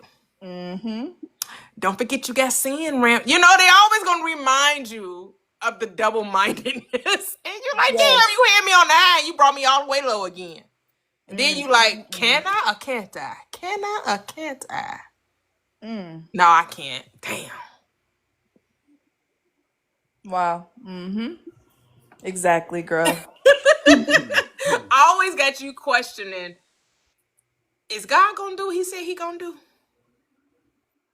Am I ever in the will of God, really? Am I? And they convince you because you did something that the church has deemed a sin against God. Not that God deemed it a sin, but the church deemed it a sin. And so there you go questioning, is these things happening because I'm not lifting up a standard? I'm not living according to the way God is telling me to? Is this? Nope. The reason why it's happening because it's the way you're thinking. Because the Bible says, as a man thinks in his heart, so is he. And if you just thought differently about yourself, you experience life differently. You know, one thing you said before was when Jesus was saying, like, ye are gods, like lowercase gods. Well, if we're believing certain things, then we would create it, right? So if like we're believing in this spiritual warfare and these demons, and then it will come to pass. It will come to light. Like we create the spiritual warfare. Yep. And there's no need to, right? Absolutely no need to. Because from what I remember, Jesus didn't fight any demons. He wasn't tussling on the ground with a devil.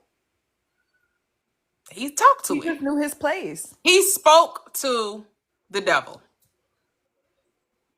He resisted the devil. He resisted the doubt. He resisted the limitation. He resisted the worry. He resisted the complaining. He resisted the disbelief, unbelief, because he knew that there was no space. They had no place in him.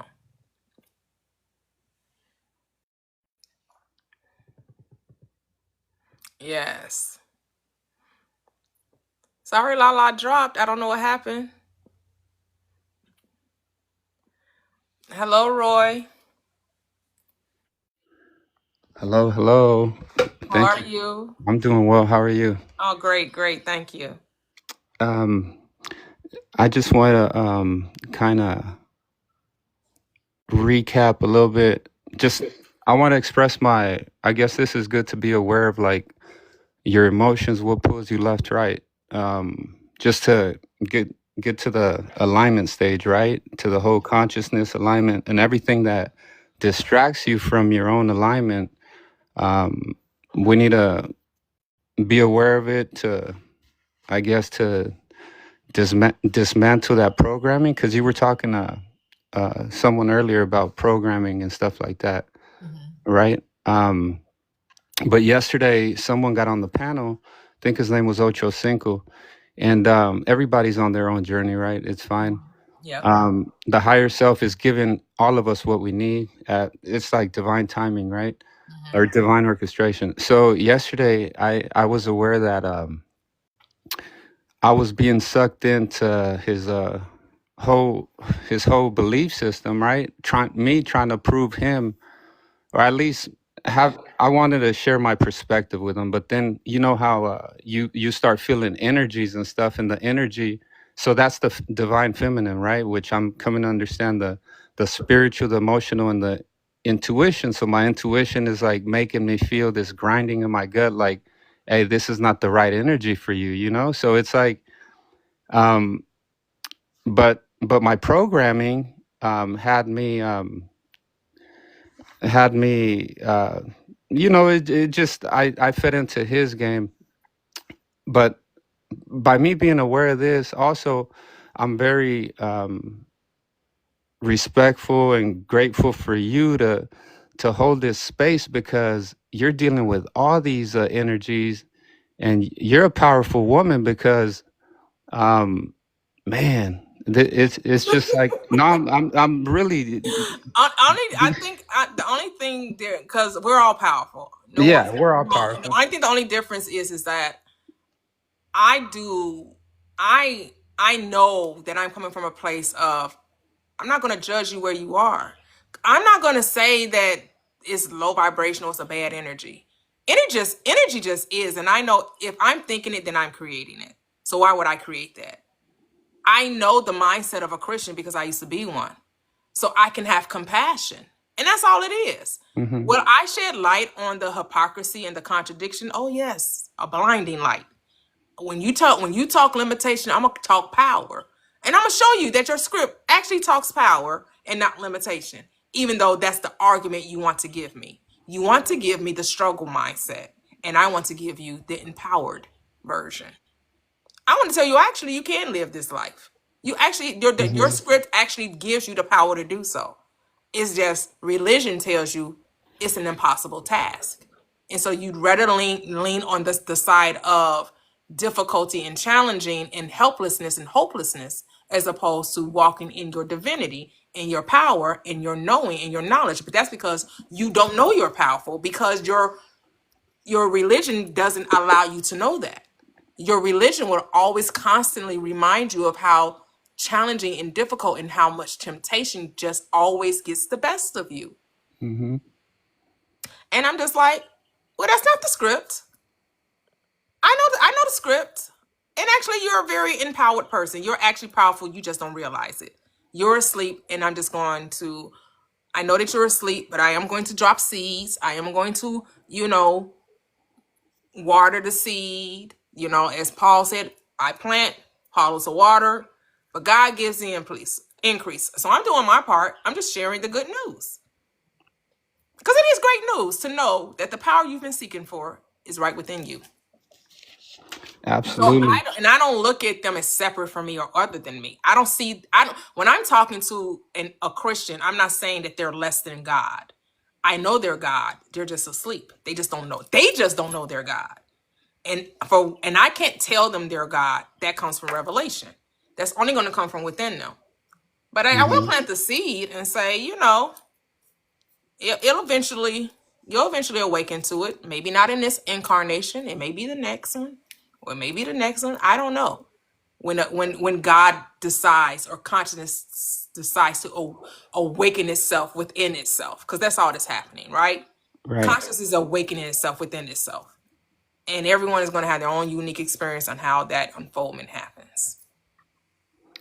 Absolutely. So another thing I want to add on to that. So the bigger picture, which I for some reason I had to step away. So I think the understanding that this individual wasn't getting is that, okay, the Bible has ancient teachings about us, right? You could say it's about the mind, the body, and stuff like that, and your divine power. But what he didn't realize that this was causing separation, divide and conquer. You know what I mean? So it's like, yeah, we'll give you the keys in the Bible, but if you know how to read it appropriately, right? So I wanted to share this scripture because I'm new to this, but the right scriptures or the right verses are coming to me. So you're probably aware with, could I share one? Oh, sure. I'm not aware of it because I don't read the Bible anymore like I used to when I was in Sunday school. And so a lot of the scriptures I'm aware of come from memory, or comes from me, listening to like a Reverend Ike or Dr. Joseph Murphy. But Okay. myself, I don't study the scripture anymore. So this one here, so I'm getting all these verses for the deconstruction, the true esoteric meaning, which whoever wants to believe that, but I'm gonna believe that because it's just making me, empowering me more. So there's one that I was introduced to. So it's Matthew chapter 6 verse 21, and right here Jesus says, "For where your treasure is, there will your heart be also." So Jesus is talking about a treasure, right? And Jesus, to my understanding of, you put your name in instead of Jesus, it's like he could be the one teaching the mind and the body, the mysticism and stuff like that. But he also, there's another verse that talks about, where is it, on Matthew's, 13, verse 44, he goes, again, the kingdom of heaven is like unto treasure hidden in a field, right? Mm-hmm. And I'm not sure if they're referring to this Bible as the field, but he goes, and that which when a man hath found, he hitteth, and for joy thereof goeth and selleth all that he hath and buyeth that field.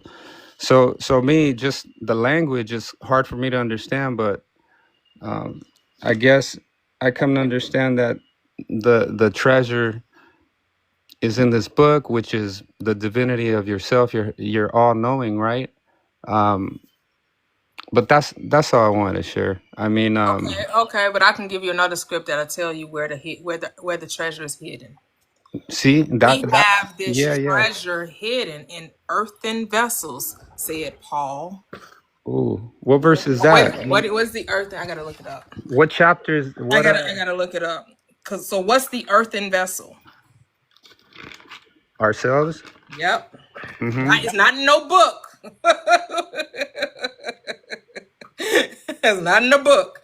The book is just a tool. It's just a guide. So it's like consciousness in the container, right? The body, maybe, Yep. or us. Yep. The heart. Yep. Mm-hmm. When you go to the field, which is the field of your mind, your heart, Okay. you find this truth. You sell all you have, which means you let go of everything you thought you knew. You let go of astrology, numerology. You let go of anything outside of you. Any tool you thought was going to help you know yourself. You know that you only know yourself from within. And how does that verse go? Oh, so it's Corinthians 4 and 2 Corinthians 4 and 7, I believe. 4 and 7. Okay. Yeah, but we have this treasure Okay. in earthen vessels, that the excellency of the power may be of God and not of us.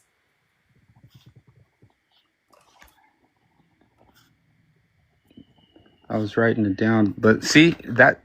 So everything happens to me in synchronicity. So by me sharing that, you came out. You had a key to like a very powerful one. Maybe it was a missing treasure that I needed to connect all three. You know. Yep, yep. Where two or three are gathered together, in the mouths of two or three shall my word be established. You found it in three different places, right? Out of the mouths of two, right? You found it a couple of what you said, Matthew, when you said somewhere else, and then I told you 2 Corinthians, right? Out of the mouth, because I know people are like, well, you can't use the Bible to explain the Bible. Actually, you can't use the Bible to explain the Bible. Yeah. What verse was that one? When two or three meet together. On the What? mouths of two or three, my word should be established. Mm-hmm. And the mouth say, I just be knowing the scripture. I don't be remembering where they are. It's okay. Just I could look it up in the mountain of two I'm or just three. Googling it. Okay, in the mountain of two or three. In the When? mouth. In the mouth. Oh, in the mouth. Okay. Yeah, Deuteronomy 19 and 15. In the mouth of two or three witnesses is a biblical principle rooted in the passages like they said Deuteronomy 19 and 15 and Matthew 18 and 16. It says, which requires multiple, of course, if you take a literal, multiple individuals to testify to establish the truth of a statement or to validate a disciplinary action. So they say Deuteronomy 19 and 15 and Matthew 18 and 16 is where it can be found. Yeah, I appreciate that knowledge because I listen to your lives and I'm grateful for it because you have the knowledge and like you said, we're all powerful, right? But I have to unlock it, so I need these gems, from people sharing the knowledge and forever you're gonna be blessed and you're gonna reap it 1,000 times more because that's the key. The knowledge is actually that blessing in disguise. Um, I appreciate your channel. I appreciate you, and I just want to come up just to share a little bit. That was all. Oh, thank you, thank you, thank you. I appreciate you too. Okay, well, I'm gonna step away, go have some breakfast, but I'll tune in a little bit later. Nice, nice. Enjoy your breakfast. All right, thank you. You're welcome.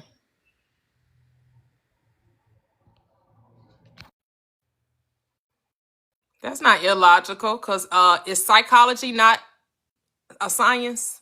Like, come on now. You know psychology is a science, or do you not know that psychology is a science? Are we going to play, you know, come on now. The Bible is psychology. Psychology is definitely a science, the science of the mind, which is what the Bible is. So, come on now. we make statements and don't even think about what before we make a statement just to prove a point. Let's stop.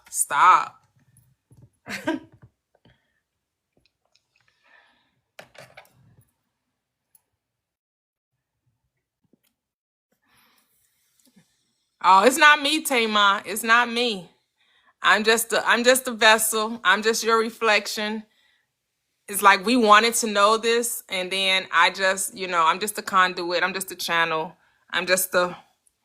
We're in a, as someone said, we're in a hall of mirrors, and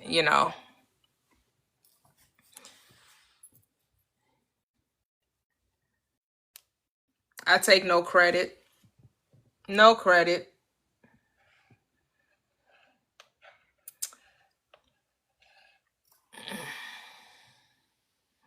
Oh, thank you, Halo. Thank you. Yeah, I realize people don't want to feel like they're out here by themselves, because I get it. Some people don't have others to talk to, right, in their immediate circle and their immediate, friends. And that's why we can't look at social media as a wrong thing. We have to see the beauty of social media, where it's connecting people from all walks of life, from all parts of the world to come together, where people can share their like-mindedness together. Right? So people can, feel like they're not alienated in their world, right? That they're not on the island all by themselves. I realize people just want to be seen, people want to be heard, people want to be understood. And I'm just grateful that I get to, that. And I'm thinking I'm not the only one doing it. So I'm not going to act like, oh, this is the only place. No, there are plenty of rooms on this platform that people can go into and feel like they could share and be vulnerable and feel seen and heard, right? I'll never be so, oblivious to the fact that there are plenty of spaces like this. And I just appreciate that you guys chose my platform.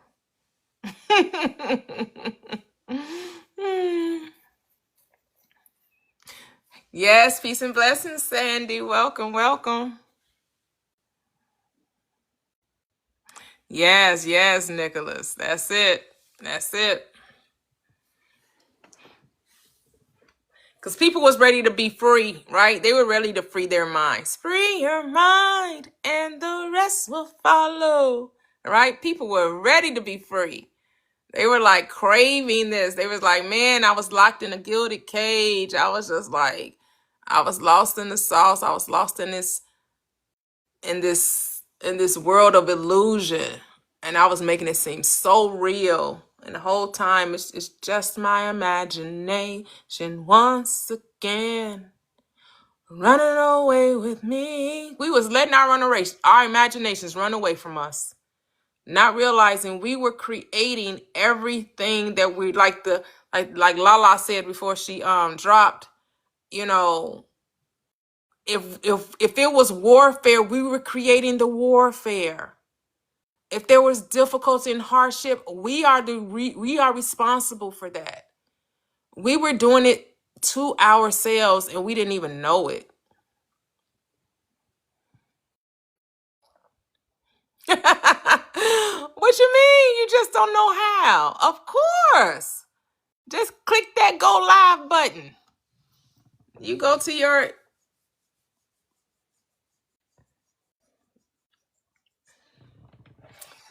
page. You click that when you're about to post, you click that little plus sign, you scroll over to live and you click live, you click the live button and you go live. And then you just start talking. and girl, you're so magnetic.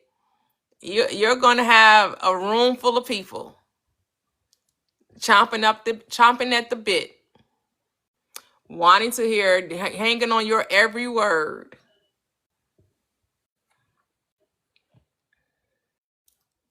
You're going to light TikTok on fire.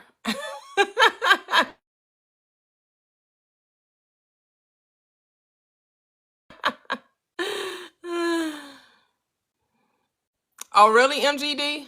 Oh, really? No, it's plenty of them out there. There are plenty. So you'll come here until you get the courage.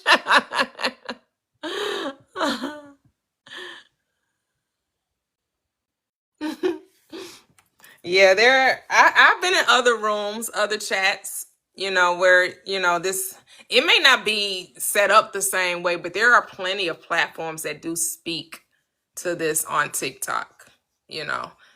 I've seen them all the time. They're all up and down my FYP. For the most part, it may be geared more towards manifesting, so like I've seen like manifesting and I've seen deconstructing Christianity. You hardly see them together. I will say that it's either geared to deconstructing from Christianity or it's all manifesting. Like they're only speaking manifestation. I will say, I'm not saying it's not out there, but I have not seen deconstructing Christianity and talking about manifesting at the same time. Seeing the Bible because I have seen deconstructing from Christianity and then speaking to the esoteric knowledge contained therein, But just like I give you, like YouTube, this one guy named Minister Jew, his platform is breaking down the Bible from an esoteric perspective, and he tells you how to manifest. Like he shows you that the Bible is a manifestation book. So he's giving you the esoteric knowledge, and then he's tiny, and he gives you the science behind it. So he's going to tell you about the brain and neurology and the different experiments quantum physics have discovered and how it ties into manifesting. So he does all that. So I enjoy his YouTube channel. Because my thing is, I'm not going to teach the Bible. That's not my lane.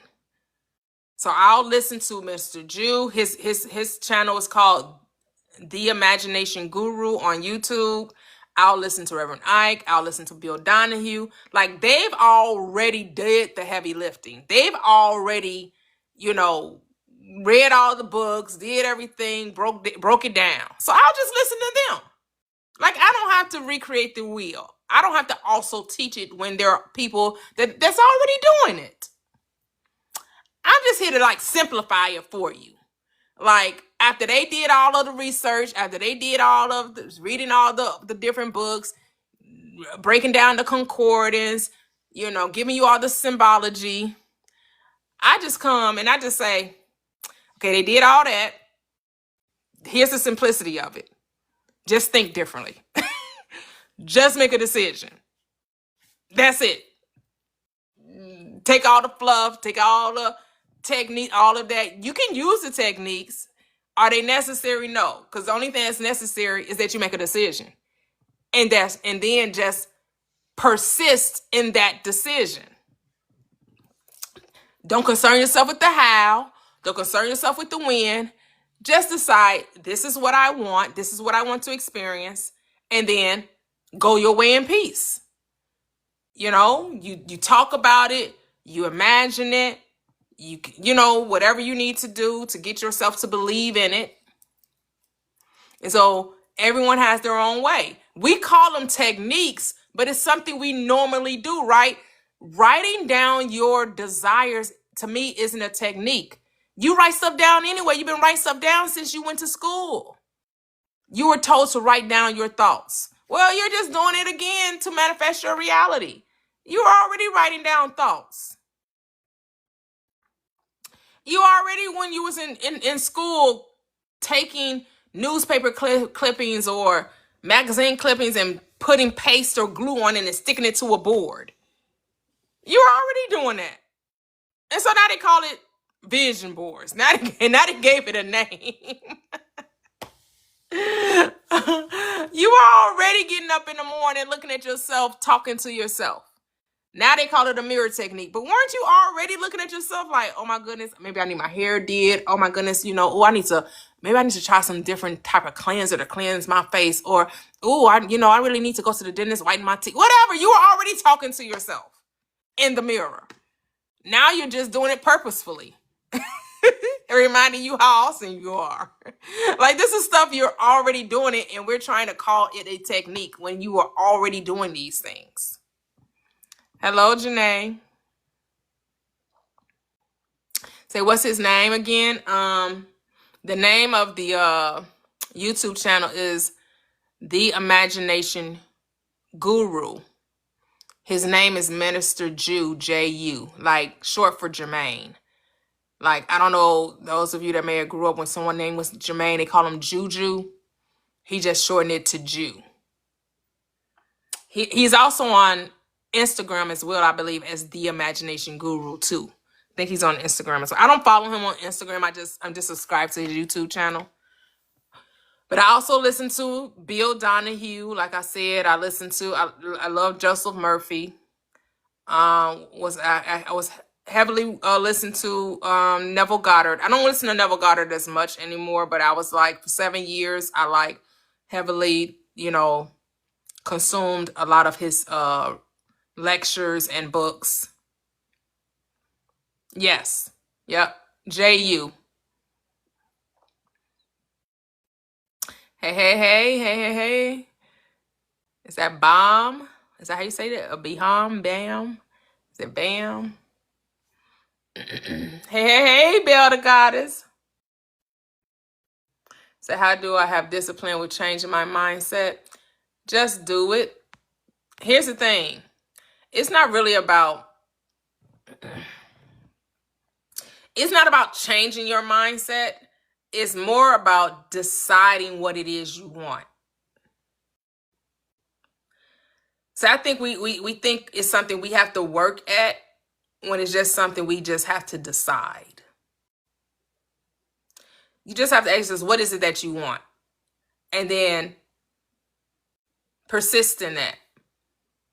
Remember, I was telling you guys about Jermaine Dupri yesterday. I don't know if you all caught his interview that he did with Tank. And I don't know who the other gentleman was. He was unfamiliar to me. My daughter didn't know who he was either.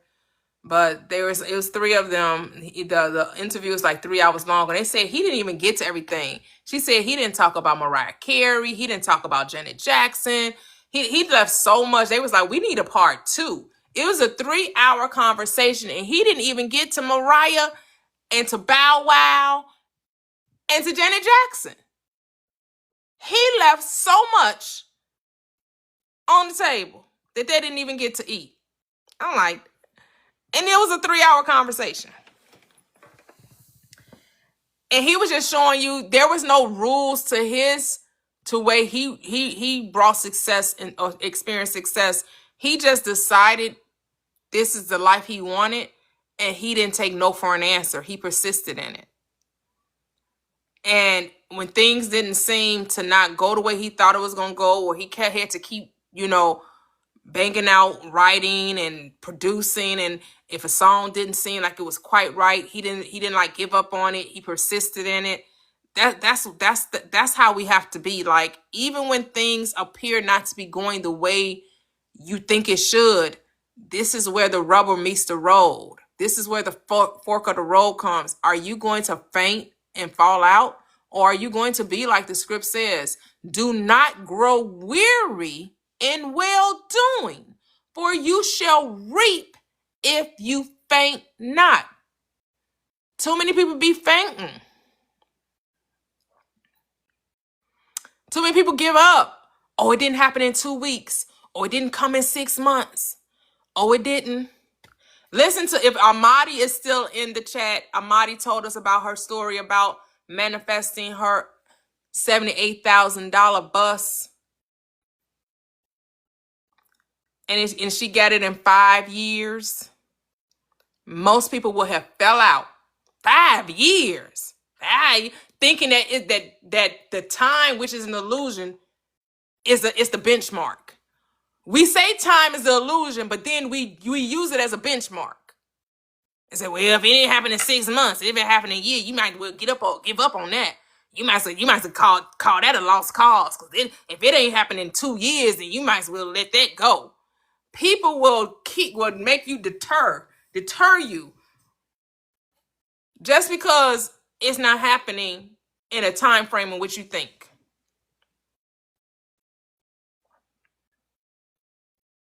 Yup, Halo, yup. Now 5 years ago feel like yesterday. Absolutely. Because we listen to too many other people, these wannabe spiritual gurus, because all they doing is doing the same thing your pastors were doing you. They selling you hope. Oh, you need it yesterday? You need $10,000 in 3 days? Come DM me. I got the sauce for you. And then when it don't work, well, you just didn't have faith. You just didn't believe. They gonna blame you when it just wasn't the time for it. That don't mean you're not gonna get the 10,000. It just means it wasn't supposed to come in 3 days. That's all it means. It doesn't mean you're not going to get the 10,000. It just meant that the 10,000 wasn't coming in the time frame you thought it was. Yes, Vanessa. And if you would have gave up 3 years ago, right, Vanessa? If you would have gave up 3 years ago or 2 years ago, selling a dream. That's why you got to know your path is not like someone else's path. This is where we have to get out of that mindset of comparing our walk to someone else's walk. Or thinking that it's supposed to show up the way someone else showed up. And the thing is, people don't be telling you the whole story. I'm going to tell you that now. People don't be telling you the whole story. Do some things come in an instant? Of course they do. Do other things take time? Of course they do. It's just the way of the world. That's just how it works.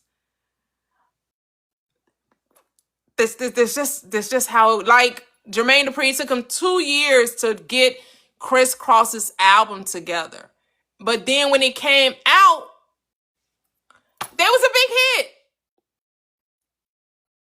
Every teenager, adult at that time was rocking with Criss Cross.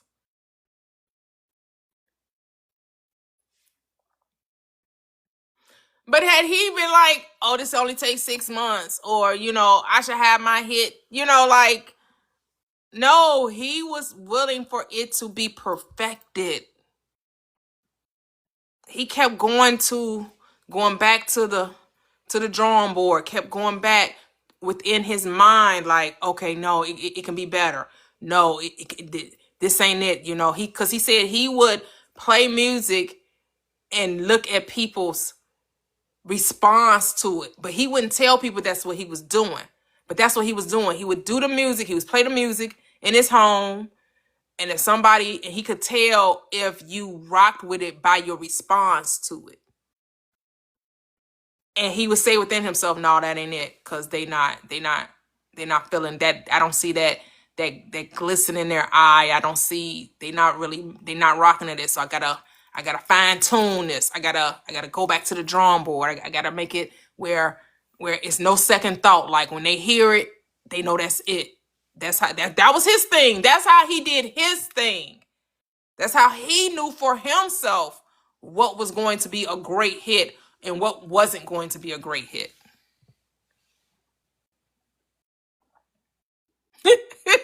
Say hand shaving their eyebrows, right?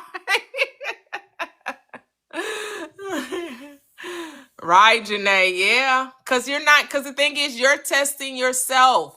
Nothing is testing you. You're the creator of it all. And we have to really get out of that mindset of thinking we're being tested. If you're the creator, who's testing you? That means you're creating the test. You think that you have to prove yourself before you get the blessing. That's why you get tested. Because you don't think it should just come so freely and so easily. You think you have to work for it. Gotta let that mindset go, or you'll forever be tested before you get the blessing.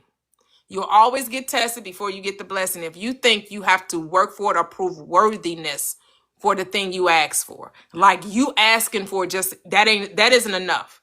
No, I gotta prove that I deserve this. Prove it to who? Who are you proving it to?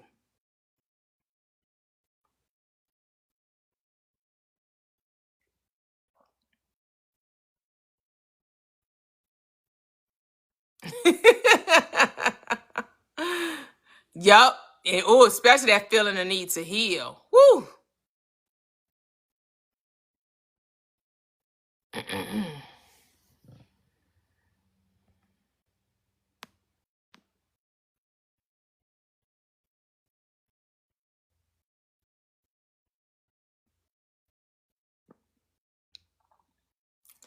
Yeah, we always feel like we have to.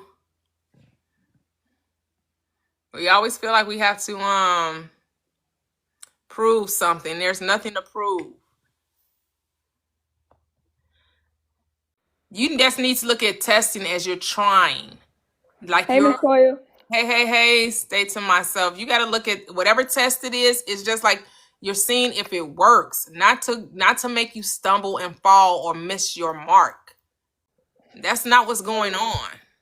Can I agree with that and extend it? Like, I realize you will be hit with the same things over and over again to see if that new identity will come in, because the same thing happened to me and the same scenario happened to me, and I'm like, I'm not even gonna panic because I know last time everything worked out for me. So this time, I do believe that it's a test, quote unquote, whatever you want to name it. But I really do believe like the same scenario will hit you because the 3D is trying to see if you still align with the old circumstances. So it's trying to see how are you going to react to it. Hold on. If you came up, I need you to mute if I'm not having a conversation with you. If we can't mute, then thank you. But yeah, because like it's crazy how I'm recently just going off of what you were just saying now, because the new identity does not worry about this, because in my new identity, I'm a wealthy woman. So a wealthy woman would never, not know her worth or not know or think of the circumstances is bad, because why am I looking for negativity if I'm a wealthy woman and I'm healthy? So I'm like, oh, the 3D has to do whatever it has to do to see if it still aligns with me, because it's all about alignment. So I'm like, oh. No. You're checking for the 3D to align with you as opposed to knowing that you already. Here's the thing. You're looking outside to confirm, for confirmation. Oh, that's you're creating the reality that is something that needs to be proven. Oh, okay. No, the 3D doesn't validate anything. See, that's the one thing that I was like kind of like not understanding, because like when you're in a new identity, we look for the 3D. Right, the 3D is old news. The 3D just has to catch up. That's what I was saying. New identity. Yeah, it has to catch up, but it doesn't validate. We shouldn't be looking for confirmation from the mirror. Oh, okay. Because I was like, so when the 3D is showing you something that you don't want to see, you just be like, oh, just old story. This has nothing to do with me, or you just continue to be your new identity. So however you want to do it, just because you should be living from within, not from without. If you're checking the 3D to see if you've changed, then you ain't changed. Oh, okay. Now I get it. That's my only thing, because I've been my new identity, I don't align with that no more. All the old stories, I don't align with that. You're creating stumbling blocks for yourself where there need not be any. I'm creating stumbling blocks. Okay. I'm trying to see how I keep doing that. I'm trying to make sure that... Because you just said, oh, I agree that we're being tested. No, you're being tested because you're creating that testing. So I'm looking for outside myself again for the 3D validation. Yep. That's what I'm saying. It's a test. Exactly. Oh. So stop looking outside and then there wouldn't be a test. Like what? It's just all about knowing thy power, knowing thyself, knowing your identity. Because none of this means nothing. Yep. Okay.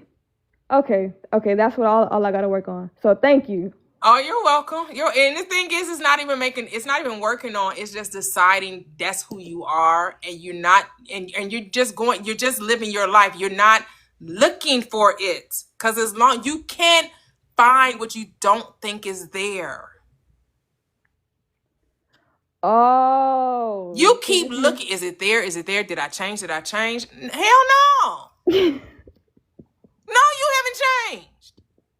Because when you've changed, are you looking for it? Just like if you have the keys in your hand, are you looking for keys that you have in your hand?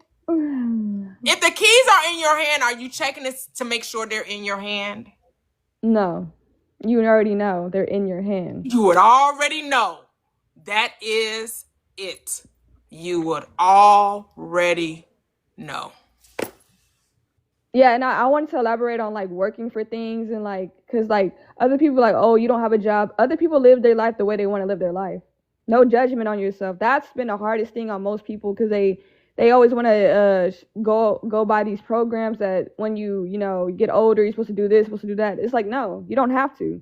You can't judge yourself and then think, oh, I'm supposed to have all this, but still judge yourself because it's gonna go away. You have to sustain your life and be okay with deciding what you want out of life and not obtaining to these programs people push on you. Yep. So it's like you can't give yourself judgment and then think you're finna manifest something, and then it's like you give yourself judgment, That's something I always have to work on too. Oh, you should have this. Who said that? Who said that? Yeah. Someone else. That's how your life is. Everybody lives their life completely 100% different. Yeah, we're like putting ourselves in pins and needles and pins. It's like we're adding pressure to ourselves where there should be none. Yeah, that's really it's what like, it is. Why are you putting extra pressure on yourself? Why you just can't say, I want that, and then just go live your best life and just expect that thing to show up? That's really... Why are you always checking around the corner? Oh, no, I planted the seed in the garden. Now let me go dig it up and see if it's really growing. Do anybody do that? Would gardeners ever have their vegetation come through if every 3 days they went digging it up to see if it was growing or not? No. Same thing with your desire. You're not supposed to be checking every 3 days to see, am I changing? Not. Am I changing? Am I changing? Let me see if I'm changing. I already know. You got to keep checking to see if you changed, and no, you haven't changed. I already know I'm aware. I'm aware that I've changed. I already know.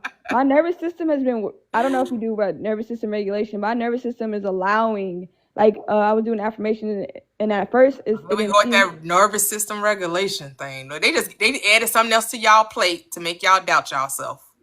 Because, like, when you first added to your plate to make you when you doubt first yourself. hear something like, I'm wealthy, you're like, oh, no, I'm not, I'm broke. But it's like when you keep, like, repetition, like, oh, no, I know I'm wealthy. I know I'm, I know now. And I'm never going to second guess because I know. And once you know and you decide, that's it. Here's the thing. We think the affirmation does something. It doesn't change anything. The affirmation is affirming that which is already true, not to make something true. So if you think that saying I'm wealthy is going to be make you wealthy, that's not how it works. You have to have the consciousness of wealth, which means a wealthy person is not going around saying I'm wealthy. They know they're wealthy. So what you need to pay attention to, how do you talk about money? When you're about to purchase something, what comes into your mind?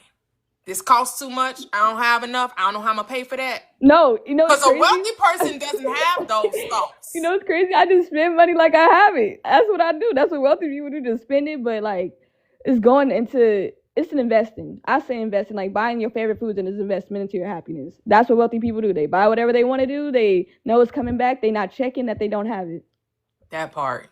That's what I really do. Right. So is it necessary to go around saying I'm wealthy? No, it's to be it, not to say it. Because when you know that's who you are, do you have to go around saying it? No. You're only saying it because you don't really believe that you are it. Yeah, that's so basically like saying it and then embodying it is two different things. Yep. Okay. Because it's the inner conversation. It's what you do in the moment. It's what you're thinking about when you're encountered with that, when it comes to money.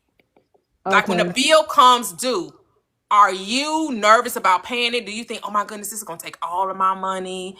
I'm not going to have enough left. I don't know how, man, why did I spend this much money? How did this happen? Oh, okay. So it's basically Right? like more about the It's embodiment. your 'Cause relationship to money. I have a great relationship with money because I know it's gonna come, and when I like spend money, I know it's gonna come back. I really do. Right. It's I how buy you my think favorite about food. it, right? Because it's you're thinking about the money when you're paying the bill. Do you see it as a way of appreciating the thing that you got? Because here's the thing. You knew when you was swiping that card that the bill was coming in 28 days or however long it take. Mm-hmm. Whenever your bill is due. You knew when you went on took that trip, when you went to that concert, when you went and bought those groceries, when you went and bought that out, whatever it is. And now here comes the credit card bill. Why we all mad now? Why we tripping? Mm. Like we didn't know we put that money on there. And now you have to look at it, oh, I was appreciating myself. And today I get to show even more I appreciation. love investing into my joy, buying my favorite Yes, food. that's how you invested in your joy. Yeah. And now when you pay the bill, you're still just investing in your joy. Mm. Yeah, that's what I normally do. So yeah, I would say I'll have a great relationship with money. Like when it comes to a jobs be trying to give me the job just cause I don't even have to worry. Jobs just I get a lot of abundance without even trying because it's my birthright. So abundance just comes to me and I accept it. That's really what it is. You accept So that part. that's so I have a good relationship with money, honestly. Yeah. Well, Yeah, because like I also want to ask you one thing. So like for my embodiment, I do like my ways of income for the day. Like how would this person, my new idea, which is me, go about their day? I do it every day. I watch my favorite movies, which is like I love old movies. I work on my brand, and then so I'm really just doing it. Yeah, that's it. I'm really just doing it. So you're being it. Yeah. So yeah, it's basically just focus on your embodiment. That's it. Yeah. Embody the person. Embody. I don't know. I gave my whole new identity a new name, but that's just me. That's just what I want to do. But right. Yeah. so yeah, it's just your embodiment. How would this person? Man, thank you. No, thank you. I ain't tell you nothing. You was already doing it. Yeah, I already was. The thing with me is like, oh, I don't care. I'm gonna buy my own favorite food. I don't care. I don't rationalize. No, I'm gonna buy everything I want to. But also like making sure the abundance is here. It's gonna keep coming and keep coming and keep coming. And it doesn't look like, if it looks like a quote unquote delay, no, it's not. It's already here. It's already here. And stop looking for it. It's already here because you're naturally an abundant person. Every person in the world is abundant. Yep. That's how I see it. It's your birthright. Yep. That's what I say when people say, oh, you don't have it, so you don't have a job, so I'm abundant. Yep. I don't focus on with them because those are just old beliefs, old programs that doesn't align with me. I don't know what they're talking about. Yep. Let them pass through. Oh, that's beautiful. I was doing everything I was doing. That's the thing. I need to stop second guessing myself. Yeah. That's the thing. Because even though the sleep affirmation recording does help, because I'm like, because I do my daily routine as a wealthy person. That's embodiment. So that's what I normally do, because I like falling asleep to, you know how when you have a good day, you want to fall asleep into a positive note. So that's what I normally do to help. It helps, but it's not you. You can't rely on that because it's just you.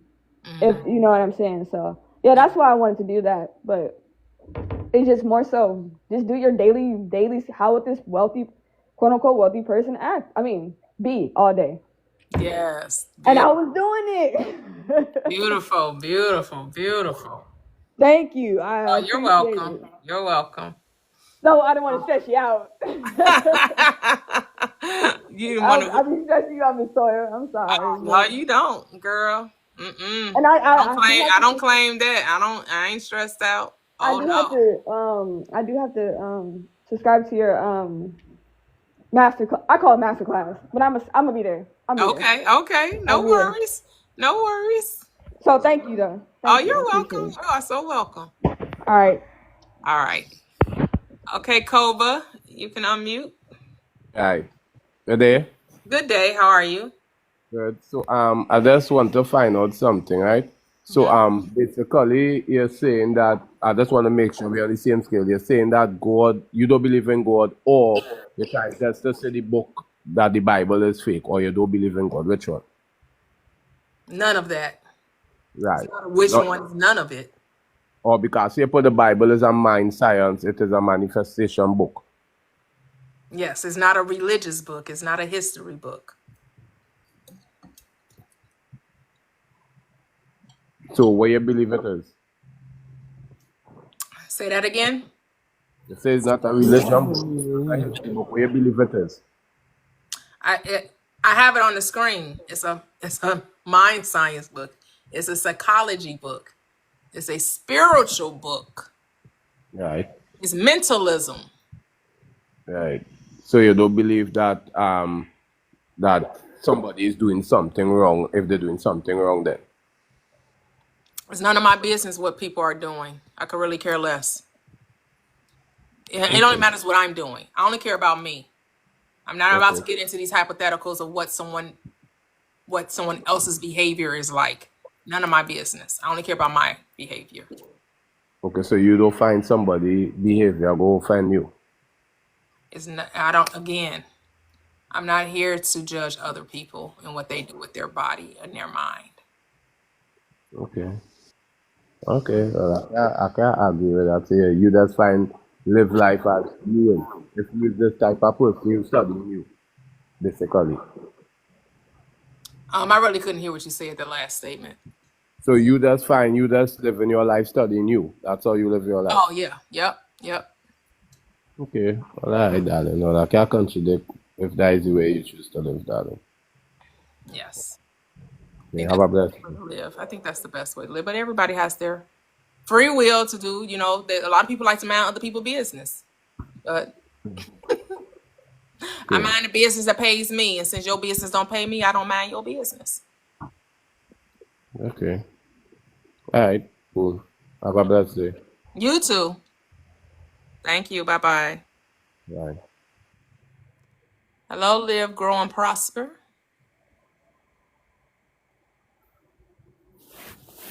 Is this me?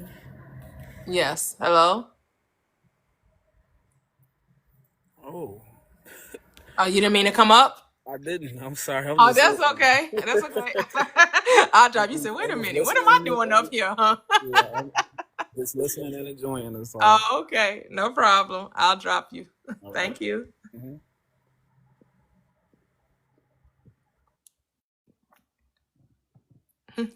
Hey, Saint Monaco. It wasn't that bad. It wasn't that bad. So I'm gonna get ready to close the live out.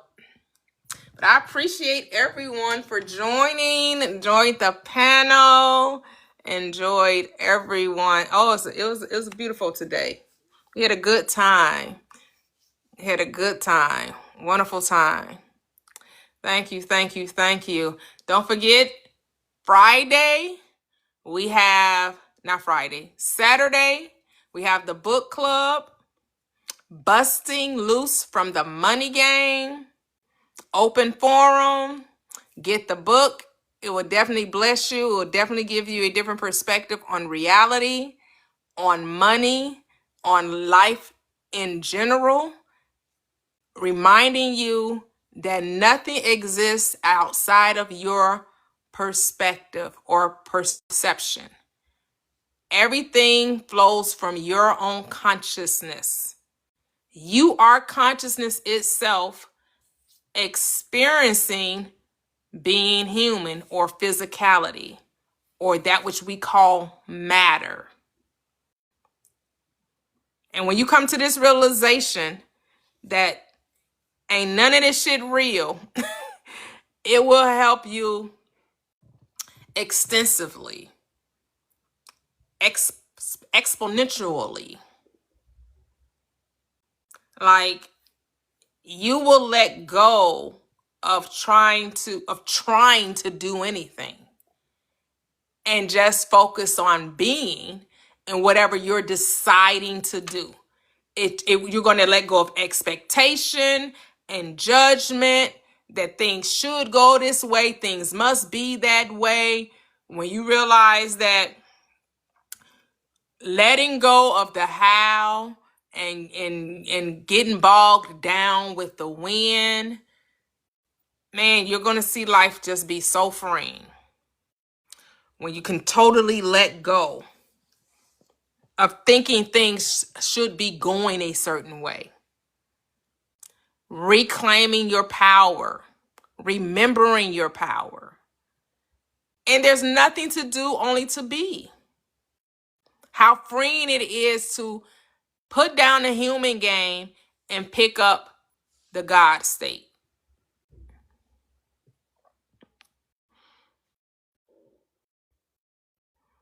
Yes, oh, I love that. In the name of the proton, neutron, and electron, the atom. I love that. You're loving the book, Beekeeper.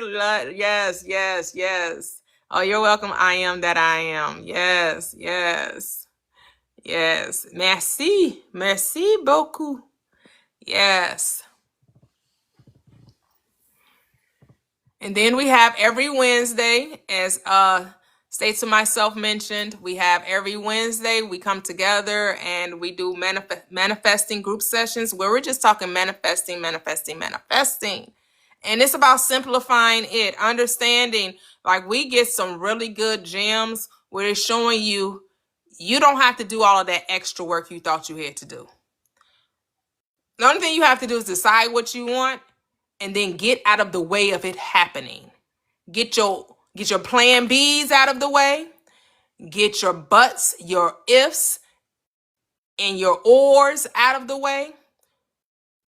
Get yourself out of the way and just allow the thing that you decided to come forth and remain faithful to it. Don't fall out because it didn't happen in 6 months or it didn't happen in a year's time or it didn't happen the way you thought it should happen. Don't give up on your dreams.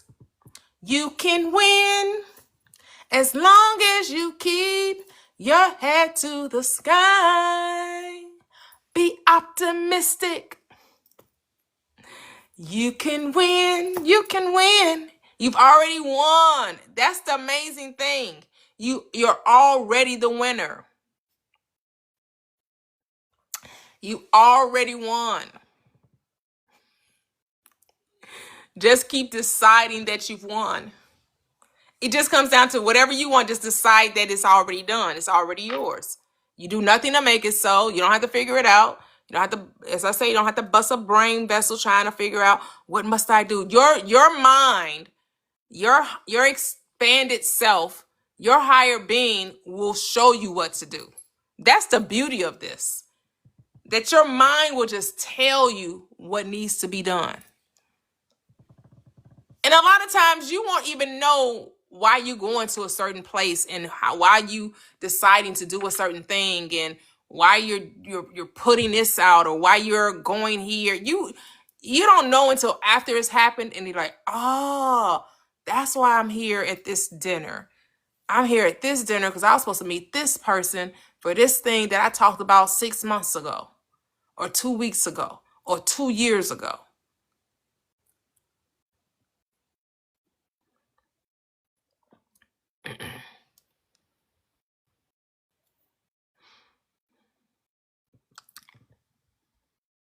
Now you can force things, right? You can make things happen. I'm not saying that's not a way. That's definitely a way to do a thing. Normally that way comes with stress, anxiety, discomfort. You question yourself. Because am I doing the right thing? Did I do enough promotion? Did I do enough networking? How many seminars do I have to go to? I went to 2 this year. Maybe I'll do 5 next year. Maybe I'll increase my, promotion. Maybe I'll do this. That's a way. But if you just allow it to happen, your road will be much smoother, much more straighter, and you'll enjoy the destination, the journey, the getting there, as opposed to trying to make it so.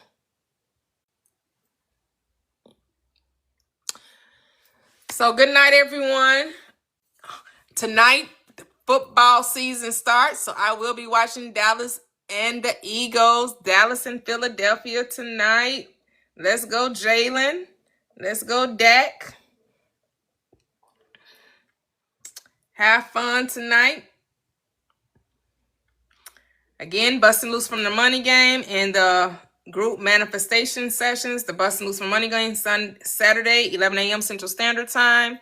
And then the group manifestation sessions, those are sub only. You can watch on YouTube or on TikTok. I do upload the members only sessions to my YouTube. You can catch the recap for 99 cents a month. We come together 4 weeks, 4 days out the month, every Wednesday. And if you end up with five Wednesdays in a month, then you'll get 5 Wednesdays that month.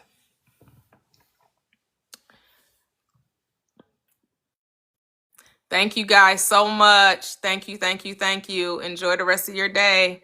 Bye-bye.